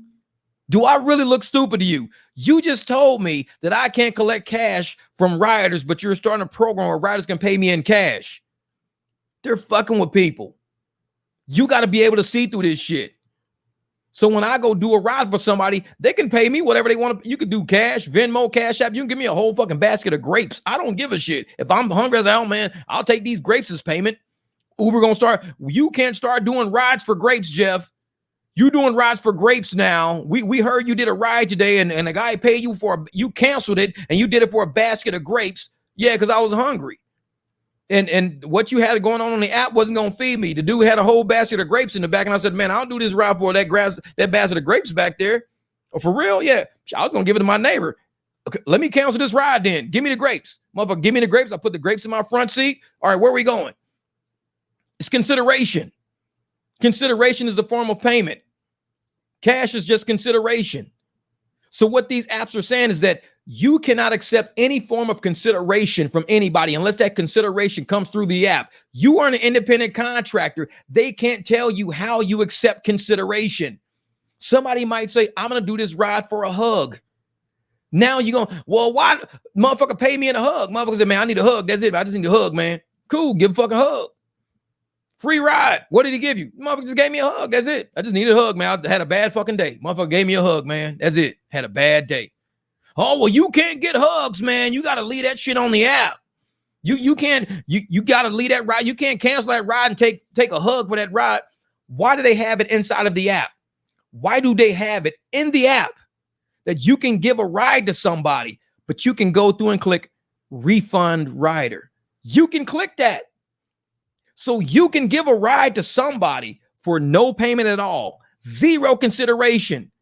They allow you to give a ride to somebody for zero. Look in your app on a ride. It could say refund rider. So they're saying you can do a ride on their app for $0 in consideration to you, because they're going to get fucking money. They're going to get at least $5 because once they cancel it, they're going to get paid something out of that. You won't get paid because you just said refund rider. The fare is one thing. All those fees, are you refunding the fees for the ride, or are you just refunding your portion? What are you refunding? What up, yeah, Huri? What's good? Wow, Huri. So if you sit up there and you say, why in my app are you allowing me to refund a rider even though I just did the ride? What if you hit refund the rider? Think about it. I'm gonna tell you some real shit right now. Think about it. What if you hit refund the rider? As soon as you finish doing that ride, you do the ride, you hit end ride, the money comes through, you hit refund rider, it pulls the money out of your account because you just you don't have it no more. The $20 you just did is gone. But let's say the rider says, I'm going to give you cash right now for $40 because you refunded me. I told you I'm going to tell you some real shit. How can Uber deactivate you? You did the ride. You did it. You get to the location, you hit refund rider, and then it just give you $40 consideration just for being nice enough to refund my ride for me. Is it a law against that? Does anybody think, because if I gotta get in trouble for canceling before I do a ride, what up, C-Fike? So if I cancel before I do the ride, they say, well, that's bad. You can't cancel before you do the ride, because if you cancel before you do the ride and do a cash ride, that's bad. You can't do that. Okay, then I'm going to do the ride. And when I get to the end of the ride, I'm going to hit, there it is, don't charge rider. So I'm going to hit don't charge rider. So the rider gets charged nothing. So I did the ride. I didn't cancel that shit because the person said, when we get to where we getting to, I got a special gift for you, man. I got a special gift. Cool, appreciate it. When I get to where we getting to, just hit don't charge rider, man. Okay, the app gives you the authority to say don't charge rider. So you get to where you're getting to, hit don't charge rider. The person says, thank you so much, and they give you a $50 bill. Is anybody in trouble for that? Is anybody in trouble for that transaction? But I would be in trouble for that transaction if I canceled the ride at first. Gave them a ride for free, gave it for free, and they gave me $50 at the end of it. You see how they fucking with y'all heads? You see how they playing with you? You're an independent contractor. You don't have to take a single ride. You can cancel every ride if you wanted to. You can decline every ride if you want to. So I want to show you, I drive for hugs. Say, I just drive for hugs, man. That's it. Say, what you driving for, man? So I can give me a hug, man.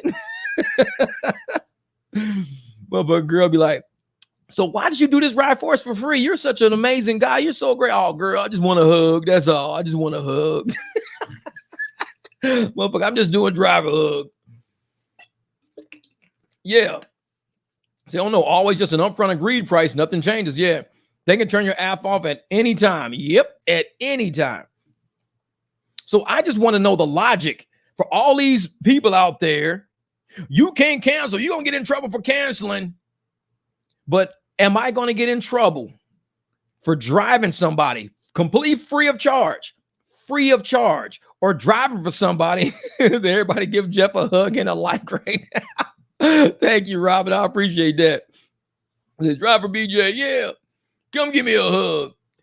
And see, and if I can do a ride completely free of charge, and when I get there, they can give you like a gratuity. Hey, here's a tip, $25 just for being nice enough to give us this free ride. Is there something wrong with that? Because Uber just says there's nothing wrong with you driving to where you're going to take them and hitting don't charge rider. They're saying it's completely fine. You got it right in your app. You can say, hey, don't charge rider. That's my whole thing, man. You got to look at the business level act, because a lot of people aren't looking at the business law. They're looking at the employee law behind it. They're looking at, well, I don't want to get in trouble because I know this and that. They're saying that you can refund the rider. You can give the rider back all their money. The rider don't even have to pay for this ride. This could be a completely free ride to them. It's saying don't charge rider. It says it in their app. Don't charge rider. You're doing this for free. So if you do it for free, you just donated a ride. So what do they say? Since you donated me a ride, I'm going to donate you $50, man. Appreciate it. Here's $50. That ride in the system might have been, let's say, $60. Ooh, they paid $60 in Uber and you was going to get $30 for it. You said, I'm going to do the ride, but when I get there, I'm going to put don't charge rider. Cool. What that mean? It means you ain't going to pay shit for this ride, $0. Cool. When I get there, I got a tip for you. Appreciate it. You say, you better tip on out of here. So we need a hug app. It's funny shit. We need a hug app. Motherfucker Gabriel said, I'll hug you in the app. Motherfucker like, come on, man. Come give me a hug, motherfucker. I will hug you in the app. You need to take a shower, motherfucker. I will hug you in the app. Man, but I just paid for the hug, dog. I paid for the hug, man. I'll hug you in the app. Fuck that. You need to go take a bath, lady. I'm sorry. You stink. Oh, see, boo. Motherfucker, don't call me boo because you smell like boo-boo. I'm not hugging you. I'll hug you in the app. I'll hug you in the app. Dog, don't even start with me, man. I saw that shit. Uber is offering walking companions now. Why did I not make a video of this? Y'all know I can make a video of this shit. Y'all know it. We got a lot of homeless motherfuckers they can now employ. Homeless people walk everywhere. All they got to do is get a phone now. If you homeless and you get a free Obama phone, you can work for Uber now. Because now you just walk in, you can push your shopping cart with a motherfucker. Like, dude, I'm walking with Jack. Who's Jack? Homeless guy with a shopping cart with a dog in it. Motherfucker got a bandana. Dog is actually pretty cool. Where'd you meet him at? Uber. I looked for a walking companion and homeless dude with a shopping cart showed up. His name is Jack. Like, what the fuck? So that was a joke, bro. Just saw it on Facebook. Man, hey, I was like, if they doing walking companions, it's going to be a bunch of homeless motherfuckers getting jobs. I'll be like, man, I have to go, y'all. Have a good night. I'll pop up and spread what I know, but I really have free time. Hey, Josh, I'm the same way, brother. Same way. If I'm not doing a live stream or doing a video or driving or fixing some shit around it, man, my time be like this thin. I feel you, brother. I feel you, brother. Is this you're not allowed to walk outside of Uber? That's a conflict of interest. Like, where are you going? Sit your ass down, motherfucker. You got the app turned on. You can't walk nowhere. But I need to pee. Pee right where you sit. If you walk, we gonna deactivate you.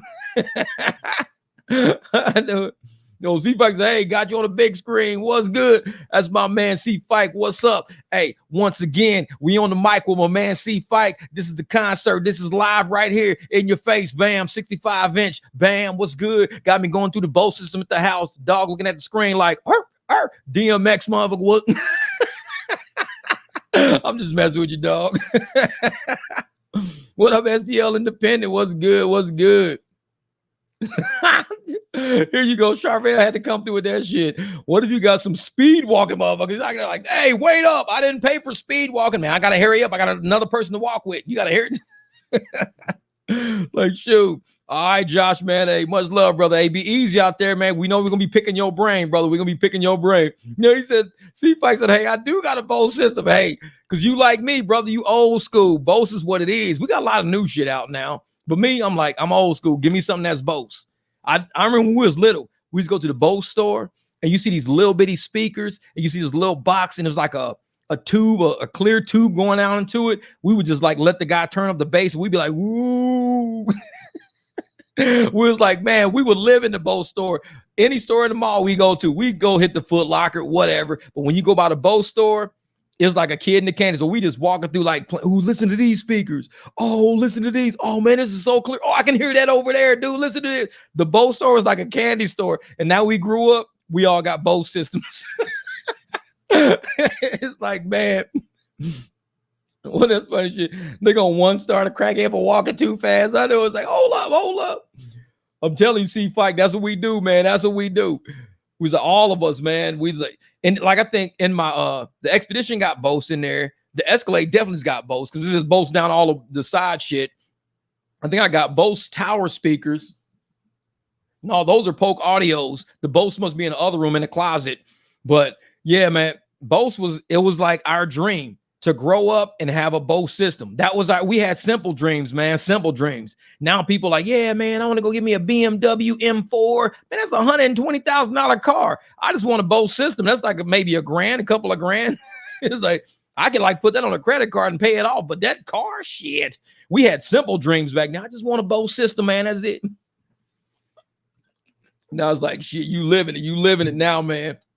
What is it, 2024? I got the big screen. I got the Bose shit. I'm kicking back, doing it, Bose coast to coast. He said, he stopped. Charvella Suey said the bum stopped to take a piss. 1 star. Motherfucker, I need you to walk, not take a piss. Man, I'm going to go behind this bush over here. 1 star. It's like, don't do no Uber walk.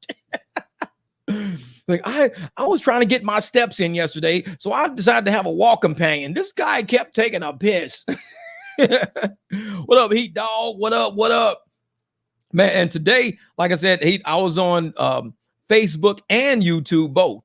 Now, the one thing is, Facebook, they can't comment on here. YouTube can, but Facebook can't comment, which is cool. It's cool. Used to take my McDonald's check and buy me a JL Audio 12s. Oh, yeah. 18 righteous. I had the Sirwin Vegas, the big red ones, man. I had 2 Sirwin Vega 12s. That was like the best purchase of my childhood. When you get the 12s, JL Audios, the Polk Audios, when you first start getting your Memphis sound system and all that stuff set up, man. See, I signed on to Facebook and switched to YouTube. Oh, okay. That's how it worked. And so, what up, Gilly? And so when we first got it was like pride. You like, dude, you see them Sirwin Vega speakers in the back of the trunk? It was no, come on up, tell you nothing. Hey, play me some Too Short. I'm playing me some old school shit. I'm playing, Easy E, Easy Does It. It's like, we just riding around the neighborhood playing anything because you got Sirwin Vegas. So you want to play everything you heard on somebody else's system on your system now to see how it sounds. You like, dude, I'm going to play that in my shit. What's that? These are the tales, the freaky tales. The whole car shaking and shit. Everybody like, yeah, I met this freak. Her name was Ann.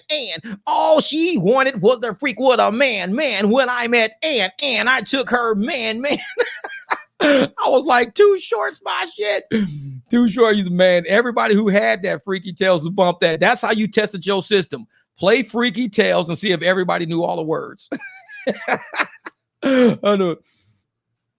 I met this girl. Her name was Sam. I'm gonna have to go get that shit on. I'm gonna find it on Spotify, ride around. I'm gonna find some people tonight when I'm driving, and I'm gonna play it on Spotify. I'm gonna say, hey, y'all ever heard Too Short Freaky Tales? Who? Too Short Freaky Tales. Let me play this for you. I picked up a girl last night. Actually, the $20 ride from when the 4 people wouldn't come out of, what was that girl? Michelle the Scientist, I think is her name. They was leaving Michelle the Scientist. So it was the girl and the guy because the 4 wouldn't come out. So they get in the car. I'm playing DMX and I'm playing, what? I'm slipping. I'm falling. I can't get up. Yo, I'm slipping. I'm falling. I got to get up. So I'm playing that. And the dude in the back, he's like, I'm slipping. I'm falling. I can't. He's like, oh, man, I love this DMX, man. I said, dude, this is how I roll every day. I don't change my music for nobody. The girl in the front seat was like, who's DMX? I ain't never heard this song before. I was like, what? I said, she never heard. I'm like, you never heard this? This is a classic. This is DMX classic. Like, I never heard this before. And this girl was a hip hop. She was like just leaving a concert. She was leaving this Michelle the Scientist concert. So she must have heard rap and everything. And you telling me you don't know DMX Slipping? You ain't never heard Slipping? I'm like, this is the original just admission that I'm not at the peak of my game. DMX was one of the realest. And everybody out there, I'm number 1 MC. I'm the king. I'm this, I'm that. I'm at the top. I run it out. And DMX is like, I'm slipping. I'm falling. I can't get it. He was the first one to keep it 100 to say, hey, man, I got problems, man. I got demons to deal with, man. I'm not always, man. That's why I love DMX. DMX, he was everybody. I mean, he was the greats. He was the fuck ups. He was the crackheads. He was the hustlers. He was the business people. DMX was everybody. And it's like, it's not a lot of rappers that can say that because they always tried to be something they wasn't. DMX ain't never tried to be nothing that he wasn't. And that's why I respect him, man. When I roll a DMX and I'm bumping, I'm slipping, I'm falling. I'm playing that shit for me. That's for me. because I know in my life I've had a lot of fuck ups. I've been married a few times, not a couple, a few. I know I be slipping with these motherfuckers because I don't like everybody. Even the ladies I marry, I don't like them motherfuckers. But they cool, you know, with other guys. I just don't like them like that. And, you know, some of us, we're cool with our kids and stuff. But for the most part, like I said, I'm like DMX. I know my habits. I know my potentials. I know what I like to do. But I tell people all the time, you know, yeah, DMX is a legend, man. He a legend. When you sitting there spitting that, you know, I'm slipping, I'm falling, I got to get up. That right there is everything that you've ever been through in one song. Everything you've ever been through. And knowing that you got to go through it, but you're going to get up. You're going to get up, man. You're going to do it. This is Jeff. This is a comedian. This is, how do you need commercial insurance for that if you kill a person from laughing their ass? I know, need a person from laughing their ass off. I know it. Hey, Dawn, you know it, man. True that. The most authentic during this time. DMS never acted out of the highest self, all humility and realness. Yeah, yeah. It says, you got married a few times. You need to listen to Too Short on repeat. Well, see, the thing is, I screwed up first because I got married when I was 24. I didn't know shit about marriage. This lady was already married before and everything like that. And I didn't know shit about marriage. And she was like, yeah, if we get married, you know, this is amazing shit that happens and all this stuff. I'm 24 years old. I'm like, okay, I guess. I mean, everybody else is old. Because I was never, and this is what people don't realize. My mom and my dad was married once to each other. That was it. They didn't stay with each other forever. My mom and my dad separated like in 1980. So they got married when they were younger, separated in 1980. I was about 7 years old when they got separated. They both died still married to each other. They weren't with you. They separated in 1980. One died in 2005. The other one died in 2010 or 2009, something like, no, 2010. But they separated in 1980. Their whole lives, they lived married, separated. They never wanted to be married again. They could care less about trying to marry somebody else. They didn't want to get divorced because it was too expensive, all that shit. They lived completely separate lives, away from each other, different states, doing shit, living life, raising us, doing everything. Never got divorced. They didn't give a shit about getting divorced because they didn't want to get married again. Like, why do we want to spend money to go get divorced? And I ain't married nobody. I only be married to your ass. So it's like they just stayed married. They just had boyfriends, girlfriends, do whatever the fuck they want to do. It was no big deal. They didn't get on each other's nerves, none of that shit. So I grew up in a society where marriage was just a sheet of paper. To me, that's all it was a sheet of paper. Because you could be married and not even fuck with the person. Or you could marry somebody that you don't even fuck with to begin with. It was just a sheet of paper. But to have the soul and the energy and to want to be with somebody and to be with them, you didn't need paper for that. You just know that this is my person right here. We're going to rock. This is how it goes, this and that. And so when I got married to some people, I married people that I really didn't fuck with. And that's just what it is. I wasn't like, you know, thinking, oh, this is my soul, man. We're going to be rocking forever. No, I didn't fuck with these people for real. We got married for different reasons. And so it's no big deal to me to say, Jeff, you know, you got divorced. I'm like, yeah, that means I got out of that situation. That's all. It's like two companies dissolving their fucking company. Say, okay, we got a corporation. We need to dissolve this corporation. That's all marriage is. Let me dissolve this corporation. Like William said, 33 years of marriage is still going. That's the thing. He married his person. When you get with your person, that's not, when you don't have marriage, that's a life. So your marriage is your true existence. Who you married happened to be your true existence of who you are, who you truly are, who she truly is. That's what that is. A lot of people are married, but that's not marriage what you're in. You're in like a legacy. You were in a true union of people. You were in like life merging. You two cannot exist without each other. You don't have a marriage. You have something way more important than a fucking marriage. And I don't think you even realize that. A lot of us were married before. You're not married. You're like, your universe is completed with the person you're with. Way fucking different than marriage. Exactly. Marriage is in the heart. That's where it is. It's not a sheet of paper, man. Marriage is in the heart. You're right. Exactly, Fike. That's all it is. It's for the government. It's for the government. So when you sit up there and you say, oh yeah, I just married this person, that's not an indication of any level of love. What William is doing, what this 33 fucking years right here, that is an indication of love. I guarantee you, whether or not this man was married to that woman or not, they'd still be together. Whether or not they had that sheet of paper. Because me, the people who I had the sheet of paper with, I wouldn't fuck with them with the paper or without the paper.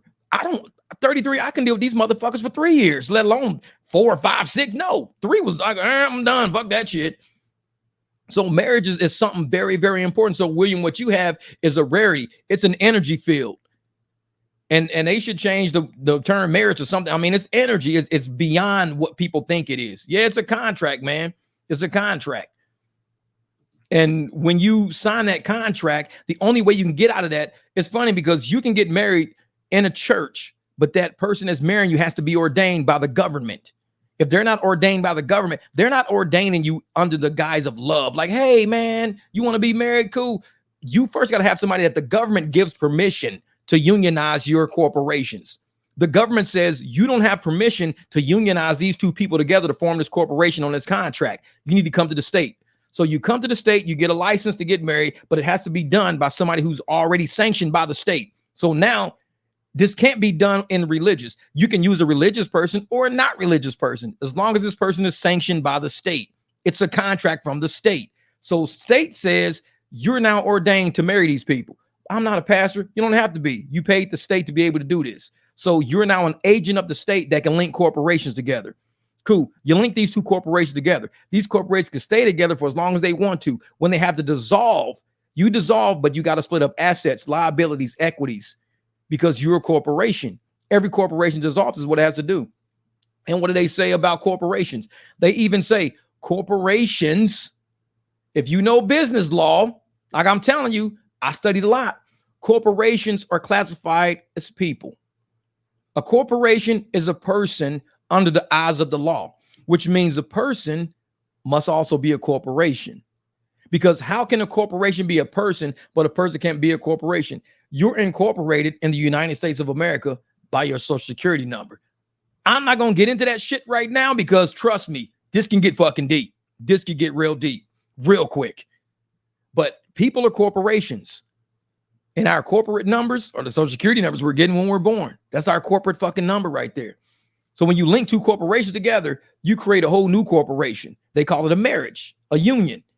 The only way you can get out of that is to dissolve those corporations. You can just freely just walk away, be like, hey, man, I don't want to be with you no more. Yeah, I don't want to be with you either. The state's going to go, wait a minute, but you guys are corporate. You guys are together. You can just walk away and say, hey, I'm going to do my thing. Gonna do anything you do while you're still married is linked to that other person.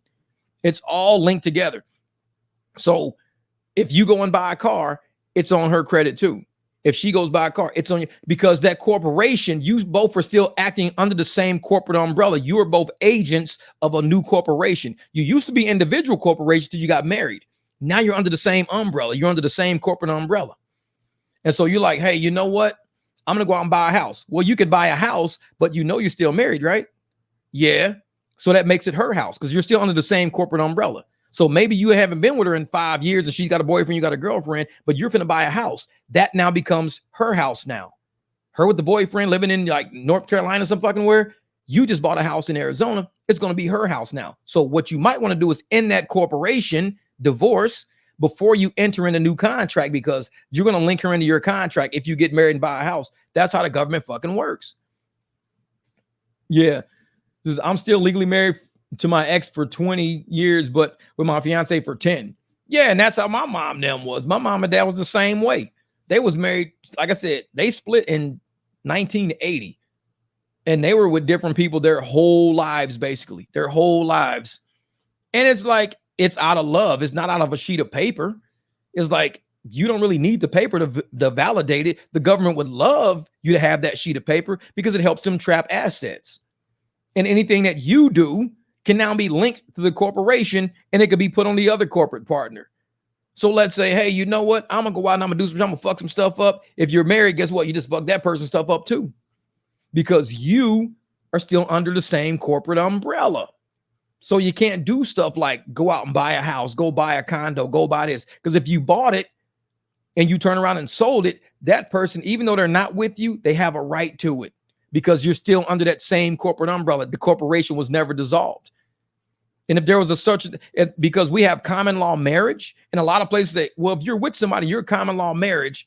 Thank you, Team Rights. I appreciate this, brother. We can really get into this. Marriage also hurts you financially because of that. When married, you can only write off one vehicle on your business. When you're partners, you can write off multiple. Yes, it's corporate shit. And I'm going to tell you, you can have common law marriage. I was going to say this. You can have common law marriage where if you're with somebody for so long that the state recognizes you as the same corporation, there's a reason why they allow you to have common law marriage, but not common law divorce. You see what the trick is? The trick is they're going to allow you to have a common law. If you're with this person in this state for this many months, this many years, living in this residence for so long, you're married. They legally want to put you together. So now everything you do is on them. Exactly. 10 years is common law.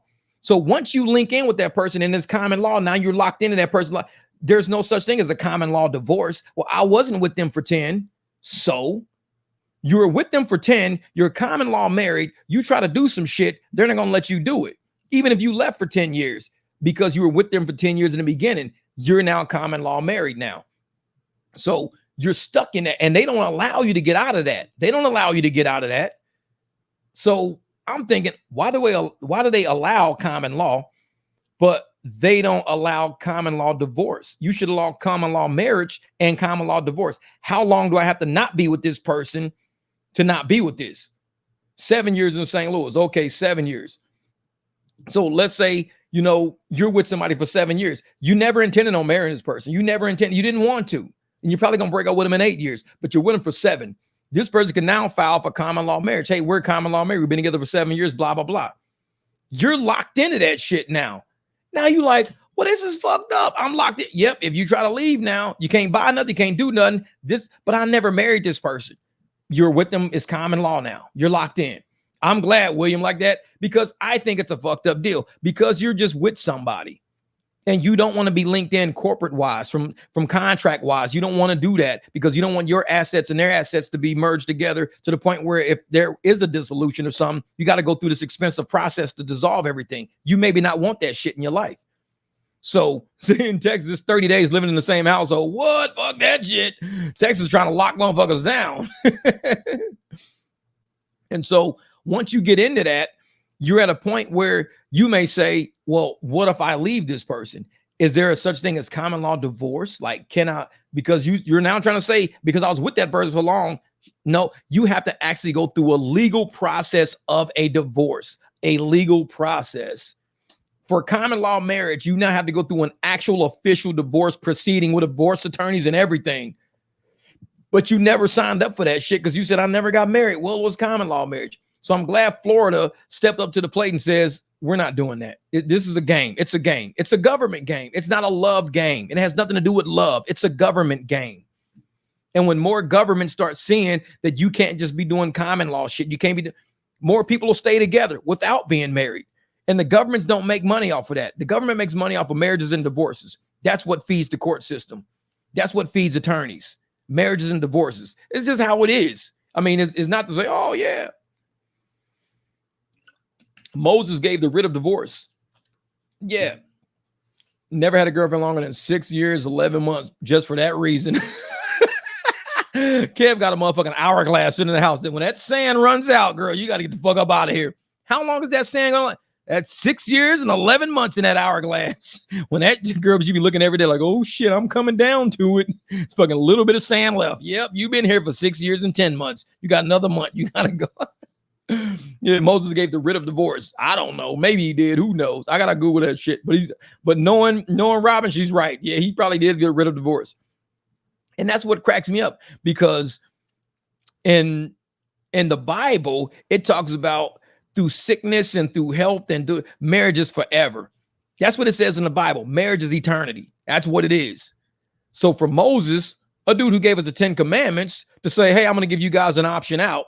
But yet if the Bible says, hey, it's forever. Once you get married, this is it. You're good forever.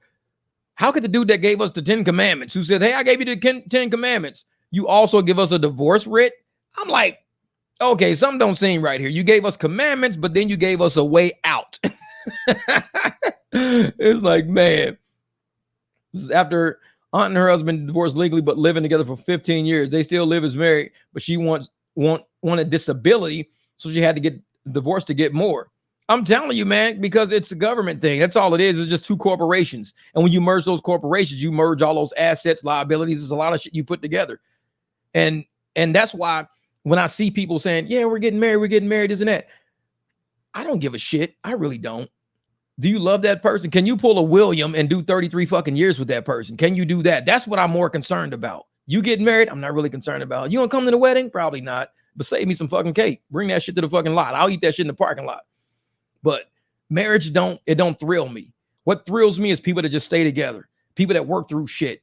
People that 33 fucking years, 20 years, 25 years, 35 years. That's what I'm into. That's the shit I'm into. I'm not into marriage. I'm just not. I thought I was when I was younger, so I tried it. So I can never say, don't ever try something, man. You should never. I even tell my sons, if that's what you into, do it. Tell both of my sons, y'all motherfuckers want to be married? I'll come to the wedding. If that's what you want to, I'll support you. But if you say, Dad, well, how come you don't get married, Dad? I'm like, motherfucker, I can support vegans eating vegan food, but that don't make me a fucking vegan. I'm still gonna have me a burger when I leave here. I support you being a vegan if you want to be vegan. Knock yourself out. But I'm not going to sit up there and be like, oh, because I support you being a vegan, that means I got to be vegan too. No, I support you being married. I don't have to be married to support you being married. I might support people being gay. That don't mean I got to be gay because I'll say, hey, you gay? Cool. Knock yourself out. Appreciate it. That don't mean I got to be gay. I'm straight. But like my homegirl Karen, when she got married to Karen, I think I was the only straight person at the whole wedding. And it didn't bother me because we had a lot of people that rode motorcycles with us back then. A lot of people rode motorcycles. Where was these people at? She had a lot of straight friends. We all rode bikes together. None of them showed up. And to me, that's more fucked up than anything else. Because I can support you in what you do without me being who you are. I don't have to be married to support your marriage. I don't have to be gay to support you being gay. I could just be. Shit, I support Mexican people. I ain't Mexican. Mexican people support me. They ain't black. We can support each other without having to be each other. And that's one thing about marriage, man. What, Jeff, marriage contract and a civil marriage in my world? Yes, I would have to give a writ of divorce additional to a civil divorce. Damn. What the hell? And both. Well, yeah, that's man, that's crazy. A writ of divorce additional to a civil divorce. Dang, Duado. Yeah, that's crazy.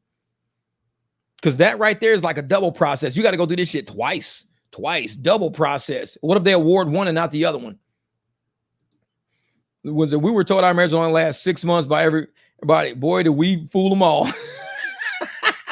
I'm telling you, William, because I think people felt like marriage was marriage and they didn't realize that you guys were true soulmates. Like there was nobody that could come between the life y'all were building, the entities y'all were building, the things y'all were doing. When people put your capability and your potential on their own shit, that's when you know maybe there are people who would only last a few months. And like me, like I tell people, I support people who stay in marriages for a long time and they're in love and they do that. I support that, even though I'm not somebody who would do that. And people say, well, Jeff, why wouldn't you? I'm like, I just rather hang out with you and be in love with you. If we end up together for 30 fucking years, more power to us. Been together for 30 months, more power to us. But I'm not going to say, well, because we're married, we have to say, no. And I'm not letting the government get involved in what we got going on. And all that common law shit and everything else. No, I can't do all that. It's too much. It's way too much. So Orthodox Judaism, yeah, exactly. Look along to Muslim. Make marriage great again with megawatts. That's the name of this live stream. Make marriage great again with megawatts. Yeah, exactly. See, like Megan Long says, hey, and that's what it is. And I tell people, I support everybody. Megan, like I tell, I don't have to be gay to support gays, but I have a lot of friends. I got family members that are gay, and we laugh, we joke, we ride, we this and that. There's nothing wrong with supporting somebody for being who they are. I can't discount people for being who they internally are. If that's who you are, how can I discount that? I can't. Now there's certain things like I don't think a man should be playing in a woman's sport. Shit like that. That's just how I am, though. I think if you're a guy and you're born a guy and you feel like a woman, you know, you have a right to do that. Cool, knock yourself out. You want to put on heels and a dress? Cool, knock yourself out. That's cool. But now you want to go beat up on these little girls? That's where I kind of draw the line. I'm like, hold the fuck up. I'm cool with everything else except you participating in the sport that people's daughters should be playing. I just am. I'm kind of against that shit. Yeah. This is Jeff. We married until death do us part. Literally, like somebody's going over the cliff, motherfucker. Like that's funny shit. It's like, God damn it. See, we ain't nobody leaving this marriage unless you leaving in a hearse, God damn it, called Uber Hearse services. Why? Because I'm killing this motherfucker. If you see Uber Hearse pull up to your house, you already know. These are two drivers that got married and they're looking for a divorce. Uber Hearse pulling up in front of their house. Motherfucker, big ass lift light in the front. That's it. Marriage are for people who are, one, afraid to be alone, two, afraid to be independent. Oh yeah, oh yeah. And that's me. And I'm cool. You know, I tell people I have a lot of projects I'm doing in life. I know that my life is not going to be forever. So I like to at least enjoy the time I do have. If I got another 50, 60 fucking years, 20, fine, fuck it. I just want to enjoy it. But I think a lot of people want to control your existence. And we know that we got people in our lives who are like that. They want to control yours. We know men who want to control their women, control what they wear, control who they speak to, control their friends and all that shit. We got people like that. We know people exist like that. I'm just not like that. But I don't know the level of people and their level of control in their DNA and their system. So I don't want nobody to control me. I don't do nothing wrong and bad. I might wake up today and want to build a fucking, rack down the side of my house. I'm going to do it. I don't want somebody to say, well, you can't build a rack today because we got to go to Jenny's party. And I told Jenny we're coming to her party. And after Jenny's party, we're going to Barbara's party. And after Barbara's party, tomorrow we're going to Henry's party because Henry's having a bar mitzvah. And I'm like, you know what? I ain't got time for all that shit. I just want to wake up and build this thing on the side of my house. That's all I was thinking about doing today. Well, if you don't come with me to all three of these places, they're going to think something's wrong with our relationship because we should be together like everybody else. I'll be like, you know what? Fuck this shit. You can go by yourself. It's like, I don't know what to tell you. Even my 16-year-old, his mom, she'll fucking tell you from the get-go. She's an Italian lady with really thick black hair. And I would tell her, you have to take your own car because you're late to everything fucking with that hair. So she would always drive her own car. I would already be at the places we were supposed to go. This is why I don't work out relationships, because I'm very logical. I want to be there. I'm a human in this fucking universe. Mars, Neptune, Pluto, everything else. And then you got Jeff. I'm sitting right next to Saturn. I want to go there. So I would drive myself there. You don't have to come with me. You'd still end up there when it's time for you to be there. You just have to take your own car. There's nothing wrong with that. We're all entities in this universe. I mean, we're just little bitty small planets. That's it. I'm not like big like Jupiter. I'm just my own little energy source. Everybody's their own energy source. We don't have to be connected to where he's, well, don't go. I'm going to go with you. Well, you're taking too long all the time. So you have to drive yourself, and I'm going to drive myself, and I'll see you when you get there. That didn't last too long. But everything works out for the better because I live in Arizona now. We got a cool 16-year-old kid. She's in Florida. Boyfriends, they got boats and they do crazy shit. So everything works out for the best. That's why I always tell people, even through my divorces and stuff like that, I don't look down on anything I've done because it all got me to the point where I'm at right now, sitting on this microphone fucking with y'all. All that got me to this point. Had I not went through all the shit I went through, I wouldn't even be here. I'd be miserable right now, especially in some situations or the people that I know that I've fucked with before that I was with. Oh, I'd be miserable. I know I'd be miserable because I was miserable then. And it was no fucking, take a hum back home. I know it because there was no making it better. Marriage does not make shit better. Marriage only magnifies the problems. That's all it is. So if you got a problem with a motherfucker and you not married to him, it's only going to magnify it when you're married. So it's like, if you know this person, y'all ain't jiving, y'all ain't got the energy, y'all don't have that, y'all not like that, do not marry him thinking, oh, it's going to be so much better when we're husband and wife. No, because you're going to end up ex-husband and ex-wife. The shit's going to get magnified, not better. That's since my ex decided she wanted to work on the house the same week I decided to work overtime. I told her this, but then she gets mad that I'm not there when she's working on the house. Exactly. That's it. Because Megan, you already had your universe planned out. You said, I'm going to go work some overtime because I got a plan. I got a vision. I'm going to go make this money. This is what I'm about to go do. Well, I'm going to work on the house. Cool. You can. It's fine. That's your plan. That's your vision. You can work on the house. Nothing wrong with that. But some people don't want to allow you to live your universe. And while they're doing what's in their universe, they want to drag you into their shit. And that's some relationships I've been in before. Like, hey, you got to come with me. No, I don't. You can go. It's cool. Ain't nothing wrong with that. Or me, I want to go do something. I'll go take off and do my own thing. And people want to be, well, you can't do that because I'm not able to go. I didn't ask you to go. I just said what I'm about to go do. Well, I'd like to go. I'm like, well, come with me then. Well, I can't. Then you're not coming. I mean, this is a logical conversation we're fucking having right now. This is nothing amazing. If you can come, you can roll. If you can't, then I'll see you when I get back. It's like, man. Yeah, marriage just means you can't leave when things go bad. You got to pay the government to leave. I know it. You have an exit fee. You got an exit fee in the situation. And you got to know if it's right for you or not. I'm a Christian, but not everyone can be married. Some people need to stay single. Yeah, I'm telling y'all. And there's nothing wrong with that, because marriage was created. It's a created institution, and there's nothing wrong with it. Marriage is kind of like going to college or something like that. They're all created institutions. You could be so intelligent without ever going to school. I mean, think about the little child prodigies people have. These kids know like trigonometry, geometry, math, physics, crazy shit, and they're like 9 years old.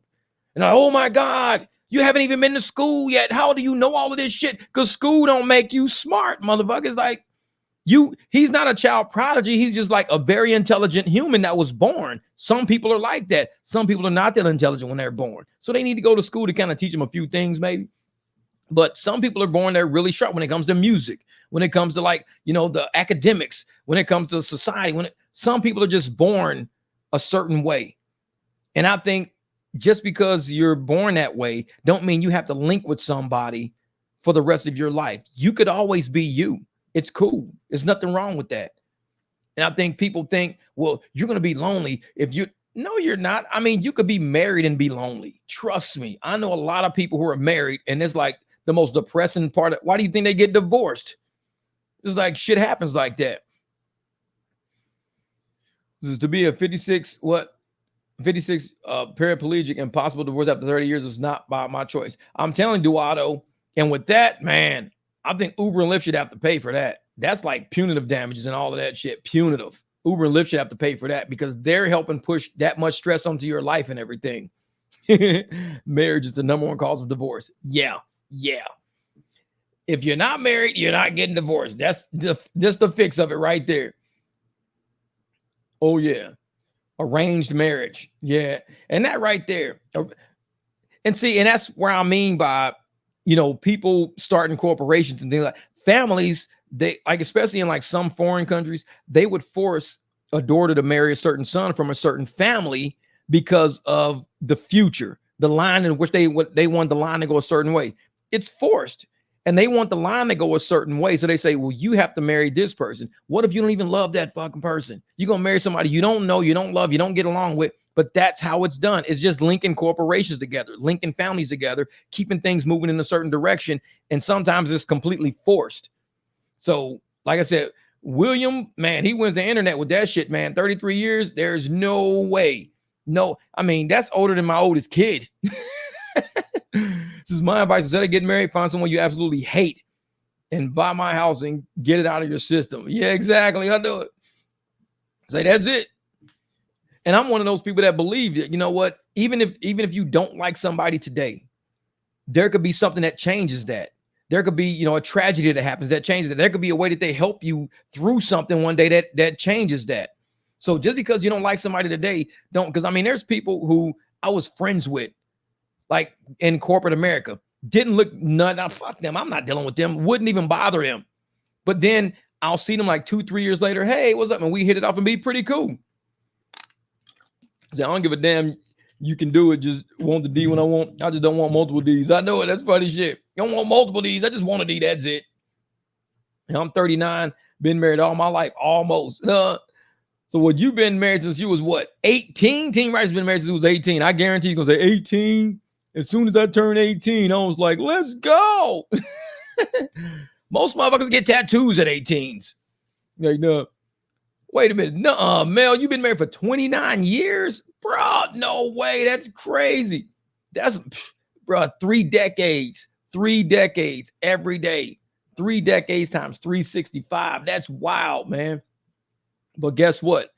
That's a lot of building. That's a lot of building. Just like William, that's a lot of construction, man. A lot of construction. And some people, like I said, when you get married, like me, I was just tired of rebuilding over and over again. Because you got to learn new families, learn new habits, learn new favorites, learn new kids' names. It's a lot of shit you got to learn each relationship you get into. And sometimes you don't want to be bothered with that shit. You're like, you know what? I don't want to learn no new names. I don't want to say, I married my cousin and I realized I don't live in the South. What up, Rip Bone? And it was like, and I'm one of those people that says, No, I'm saying William has been married most of my life. I've been divorced for 7 years. Oh, okay. I see what you mean. You said, I'm only 39. He's been married most of my life almost. Okay, I see what you mean, Team Righteous. All right. I thought you said you is William. Right. But, and that's the thing, man, is like, if there's a level in your life that you think you can't get to unless I need to be married, man. If I'm not married, I can't do this. Then I could see it, because a lot of people want to be in a family full of husbands and wives. And that's real shit. I think that's a real thing. When you go to family outings, yeah, that's the husband, that's the wife. Oh yeah, that's the husband, that's the wife, that's the kid. But when you look at the energy, is the happiness there? Is the energy there? Is the love there? Is this? I mean, so you can have labels on everybody. I just didn't want to keep restarting over again, learning new people's names, because I know when I don't fuck with somebody, when they get on the side of me, when I know they doing wrong shit behind my back, and I don't mean people gonna always do wrong. I don't care about doing wrong. That's cool. But when you do something that taints the integrity of who you are as a person, it taints your integrity, and you do things to try to taint like my integrity because of how you feel, that's called transference. You feel like shit, you feel bad, you feel fucked up, so now you want to try to make me look that way to all the people around me to justify why you're doing what you do. Once you end up with somebody like that, it's a wrap, you're done. And that's why a lot of women, when they get with men, and the men always bashing the woman, most of the time it's because the man is cheating. It's because the man is doing something. That's what it's about. The woman ain't doing shit. The woman's like, I just cook, I go to work, I clean, I take care of the motherfucking kids. This dude is always on my ass all the time. He's always on my ass. I'm like, because he's cheating. No, he would. I'm like, I'm telling you, there's no reason. It's called transference. There's a level of guilt. There's some shit going on in him that he can't look at you and feel good about what he's doing, because he knows you wouldn't do shit wrong. He knows you are probably what he couldn't be. And it upsets him that he can't be how you are, strong, stand up, faithful, this and that. And it upsets him every time he looks at you. So he talks shit about you. And he's always trying to come down on you. It's because he's doing some shit. And it, like clockwork, it never fails. What up, Grab? Let's go over G. Yeah. Because I don't piss nothing but a tie. And I tell people the truth. And if you don't have any, like, if you have nothing going on, nothing wrong, one day somebody just come home and just start trying to argue with you for no reason all the fucking time. I've been in those relationships. I could be in my garage, this and that. Motherfucker just want to start an argument over shit. It could be because there's too many popsicles in the freezer. Man, this fucking freezer's so full of popsicles. Why do you buy so many popsicles? This shit, I'm out of here. Fuck this. I can't stand all these fucking. No, these people are looking for a reason. It ain't shit you're doing. Because the best thing for you to do with people like that is just get rid of them. Just get rid of them. Let these motherfuckers go and do what they go. You got to get yourself together. You got to keep going. You know, I'm like, man, so my body count went up drastically after my split up. And that's another thing. I don't fuck with body counts because, for one, I don't like people knowing where I live. I don't invite people to my house. I don't like that shit. I don't like people trying to own me, put ownership on me. Like, oh yeah, I got with that dude. Motherfucker, no, you didn't, girl. I don't know you like that. Shit. What up, Larry? Block man. And that's the thing about me. I know my worth, man, on this planet. I know my worth. I know there's nothing I can't do. There is nothing I can't do. I never have to pick my phone up. I can fix anything in my house. I can make money anywhere I go. I can raise kids because I've proven that by being a single dad. I can cook. I can do. There's nothing I can't do. So I don't have to settle. I already know it already. So when I've met people before in my life, in my past, and they really thought that I would have to settle for them, they were very surprised when I told them, get the fuck away from me. Very shocked. Because maybe they had never been told that before. Stay away from me. I'm not bothered with you. Because I know better than to settle for something that's beneath me.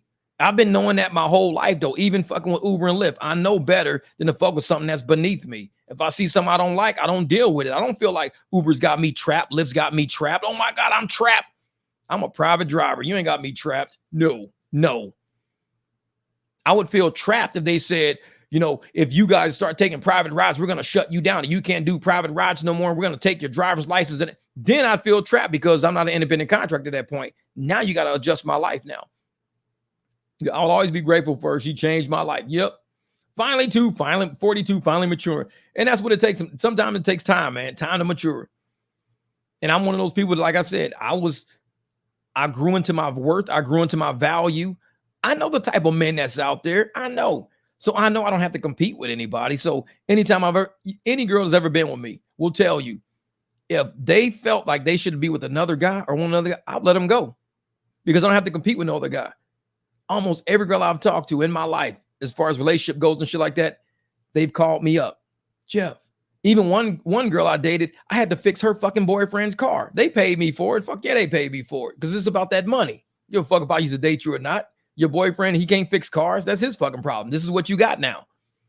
But I'm one of those people that just say, hey, I know my worth. I know in the whole scheme of this universe, I know what I'm worth.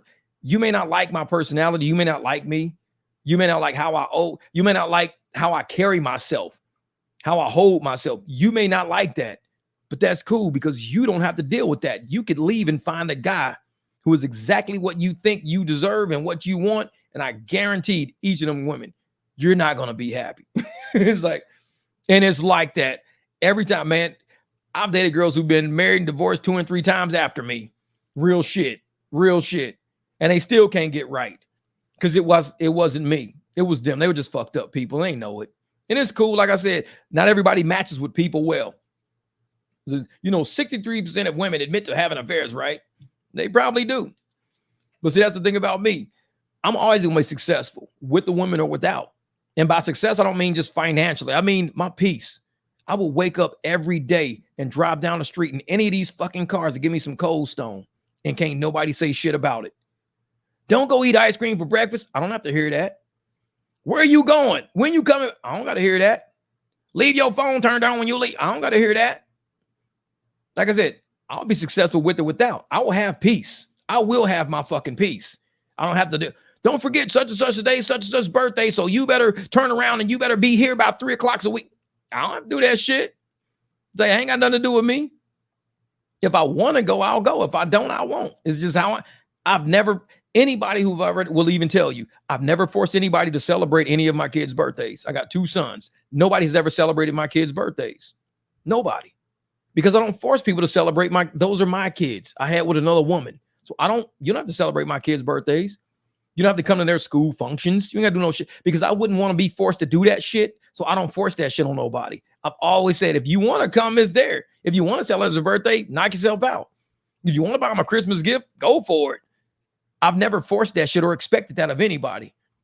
So as I sit here understanding that my sons they're healthy, very intelligent, great jobs, great futures, great. They can never look back and think they owe any woman that I've ever been with. They don't owe none of them shit. And that's just real. If they ever get rich, ever get famous, ever do something amazing, whatever, they never have to look at and say, Jeff, I gotta call this lady and buy her a car or pay it. No, you don't. They ain't do shit for you. You don't gotta do shit for them. It's like we kept it 100 with them the whole time. If they wanted to, they could. The freedom is there. Like I said, my kids and me, we're not a package deal. I don't say that package deal shit. No. If you with me, if you want to hang with my kids, you can, but you don't have to. But do not be upset if I don't fuck with your kids. That's just how it works. And most kids I fuck with because I'm a coach. So everybody kids like me because I'm always trying to teach them something. I'm always trying to do something. I'm always trying to this and that. But my kids, they don't get that same reciprocation back, which is cool. I'm telling you, man. It's like, hey, what'd you say, Austin? Hey, I love the peace so much. I've never been one with anyone my whole life. I'm 32. Thought of sharing my life with someone stresses me the hell out. I'm telling you, because it changes you. It changes you because you now become and not just you no more. You can get lost in something that you're trying to build with somebody and it loses you. Me, I'm always going to be in my garage. I love cars. I love motorcycles. I love chatting with people. I like doing what I do. Anybody that tries to change that, I'll get rid of them because I'll get rid of them before I get rid of me. I know me already. And if they don't like what they see, they don't like what they fuck with, there's some guy out there designed for you. I'm not that one. And I'm cool with not being that one because I've not been that one many times and I've been okay. So I'm cool with rejection. Girls say, you know what, Jeff, you're just not for me. I'm like, cool. I would like you, but you're just not for me. I'm like, cool. What the fuck am I supposed to say? No, give me a chance. Don't give me shit. I don't need no fucking chance with you. And every girl I've ever told that to, they can look back on life and be like, damn, missed that opportunity. It's like, hey, shit happens. Shit happens. It's like life is like a motherfucking casino. Sometimes you put your shit on red and it rolls black. You put your shit on black, it rolls red. Just how relationships is. You chase one dude, you find out he's not a winner. He's a loser. Like, oh shit, I'll let the winner go. Yeah, shit happens like that. Shit happens like that. Same with women though. Some women I've let go, losers. It's one girl a long time ago.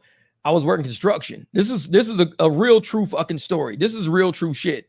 So I was working construction. I was up in Iowa doing government housing. I was doing basements and footings and all this shit like that. So I was working in construction, concrete, mud, everything. So this lady drives by, her and her friend. So they drive by, and this is a whole new neighborhood. These massive ass houses. And I think nothing of it, you know, because nobody was driving. It's a new neighborhood. Not a lot of people are driving in and out. So lady drives by. So they come back out and they just wave. And I like wave at them, whatever, this and that. Not a big deal. Just waving at motherfuckers. Lady comes back by and she fucking, yeah, exactly. Cement, motherfucker. I'm still working with cement to this day. So the lady comes by and she rolls one out and says, hey, is there anything I can get you to drink? I'm going to go to the store. Is there anything I can get you to drink? And I'm looking at this lady like, what?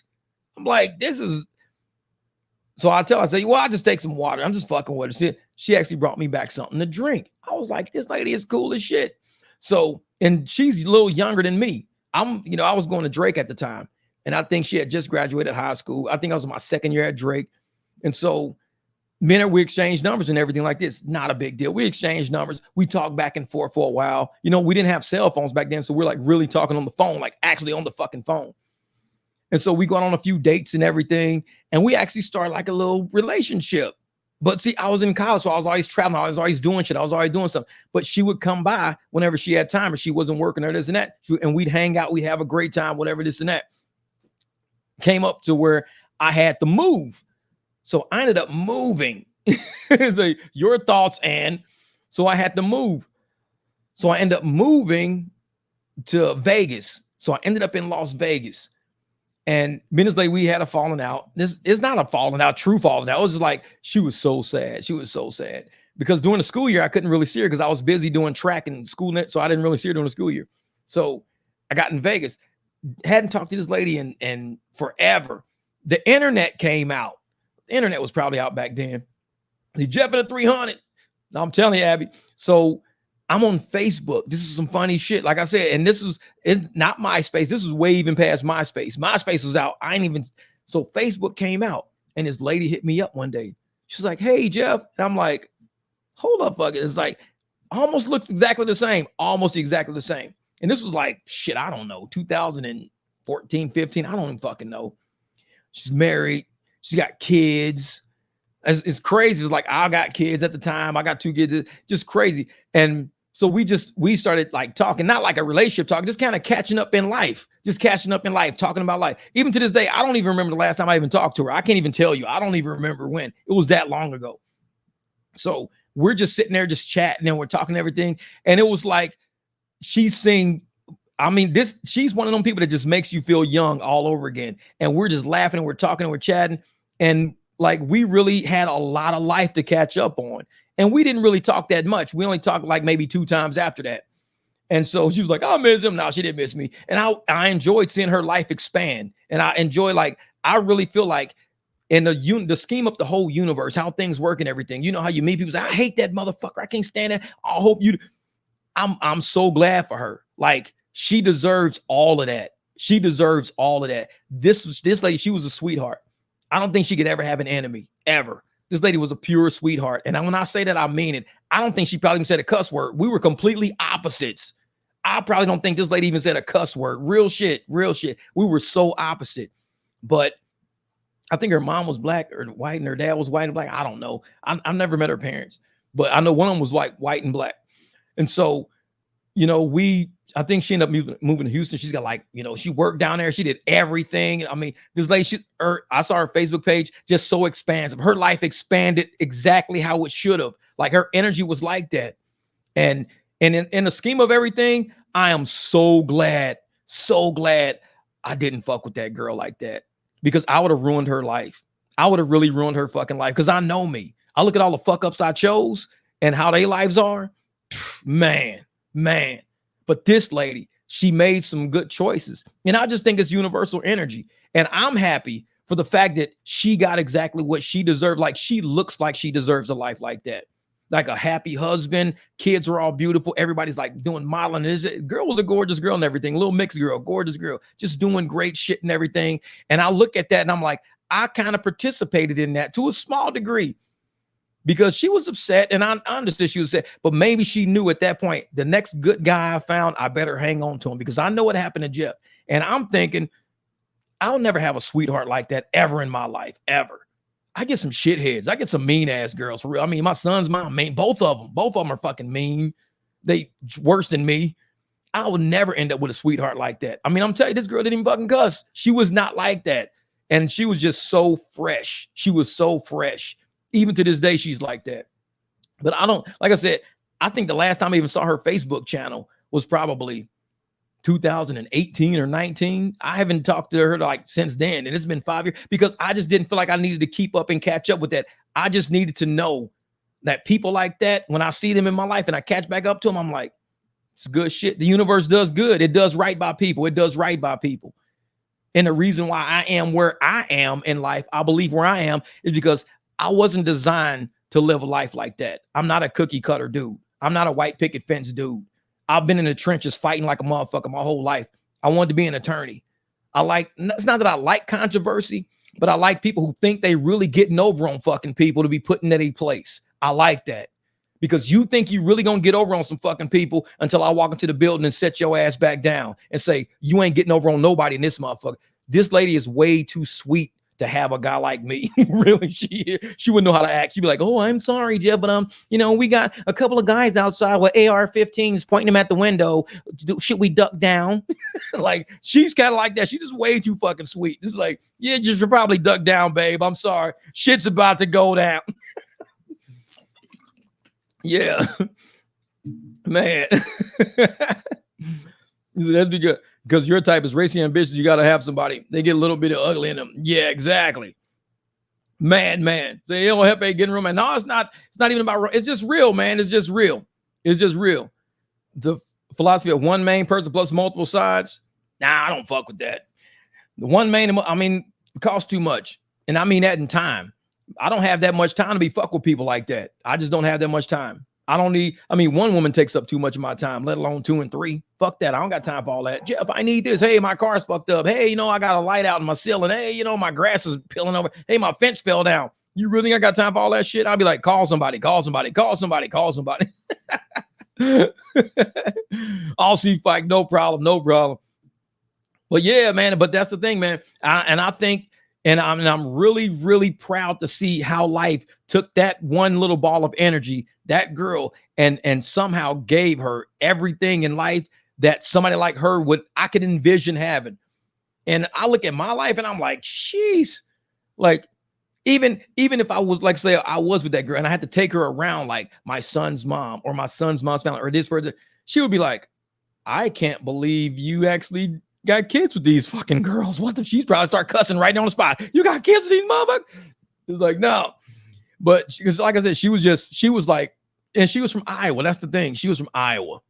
Think about it. The girl's way too fucking wholesome, way too old. And for a guy like, I'm from St. Louis, I'm from the streets, grew up in Memphis. I'm always out there. I'm a go-getter. I like to wake up in the morning and say, hey, what problems do I got? You need new brakes. Let's fix that problem. What problems do I got? You need a new serpentine belt. What problem you got? You got motherfuckers at the airport queue, fucking up the airport queue. Okay. See, I wake up in the morning saying, I want all the problems. Not really all the problems, but I like to solve things. I'm an accountant that likes to see the errors in the accounting and say, okay, let's do an audit. Let's fix it. Let's make it better. Love to make things better.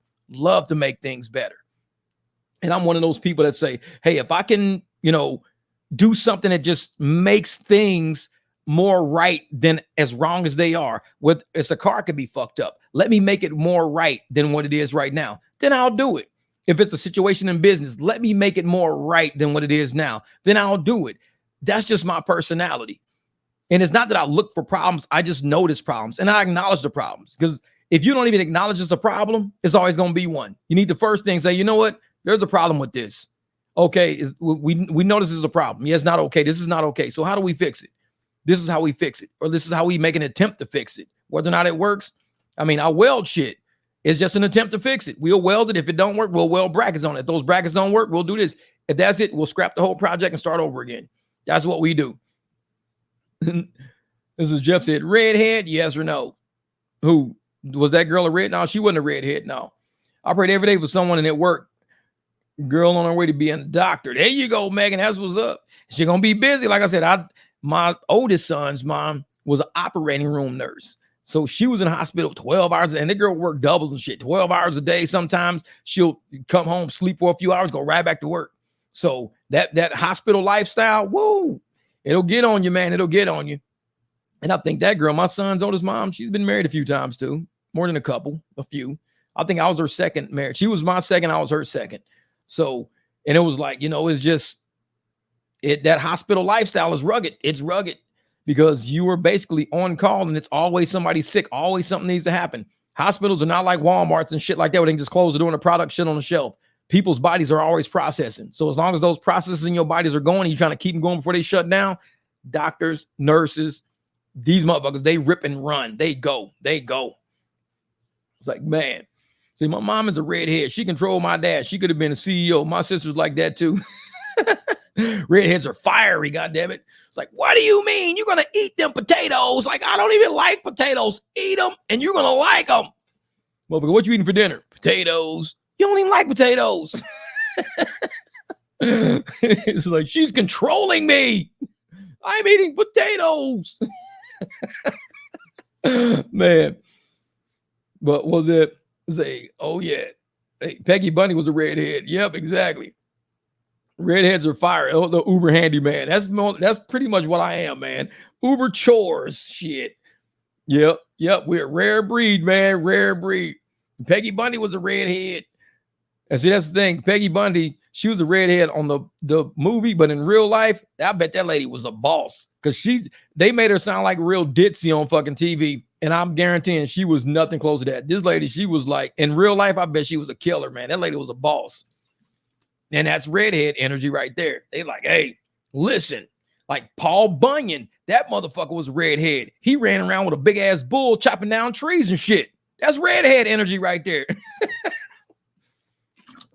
Like, motherfucker, what are you? I'm a redhead, motherfucker. I'm a straight descendant of Paul Bunyan. I got a big ass motherfucking bull in the backyard with an axe. Like, bro, you're in third grade. Because I'm in the redheads my whole life. I don't know. See, I have red hairs on my head. That gene gives you all the real mean streak. You don't want to mess with someone that gene. I know. And Viking, exactly like the Viking genes and shit like that. Like, where are you from? Ireland, motherfucker. I'm R. God damn it. Frosted Lucky Charms. They're magically delicious. Like, how the fuck did they find a redhead to be a leprechaun and somehow magically delicious? He should be kicking the fucking box like, fuck this cereal. Kids be like, yeah, Pedro. See, the girl I was dating will be like, please don't go out 3 a.m. and work. But we all know money at 3 a.m. every day of the week. And I'm like, okay, well, then let me. I'm telling you, hey, money in the morning is where the money's at. And the best payments are people who there's not a lot of drivers out sometimes. And they get you and they're so happy. They're like, man, there's nobody. Last night, after I dropped off that $50 ride, I'm coming on the highway. They try to send me 2 miles backwards to pick up somebody to take them 9 miles forward for $8. This was on Lyft. I was in my big truck. I was like, $8. I was like, what the fuck? I had it on Premiere. And they gave me some shit ride on Premiere. And it was like $8 to go 2 miles back where I just came from up the highway, 9 miles south, $8.09. I think I recorded that shit too. And I'm like, no, hell no. I turned that lift off quick. I said, nope, doo-doo. They said, hey, I have Irish in me. I'm a mix mutt. Oh no, Reba McEntire like she can in a room full of people's asses, small as she is, redheads the same fire. Yeah, that's Reba McEntire. Yep, Reba. And I met Winona Judd a long time ago. Winona Judd actually signed a napkin for me at Caesar's Palace back like in 1998. And I had the napkin forever. When she signed her name, she put 2 music notes as a W. Like Winona, she had music notes or some shit. I lost the fucking man. I'm like so pissed off. And I had that napkin forever. And I lost it. That was Winona Judd's signature, man. She did it right on the spot. Fuck, man. Pissed me off. But yeah, she was one of my favorites too. The Judds, yeah. Ashley Judd was the movie. Winona Judd was the musician. And who was the mom, though? No. So let the word whoop out. Yeah, exactly. I think we're at 2% of the population and shrinking, almost extinct. What, redheads are 2% of the population? Is that what it is? Well, you got to think about what gene makes the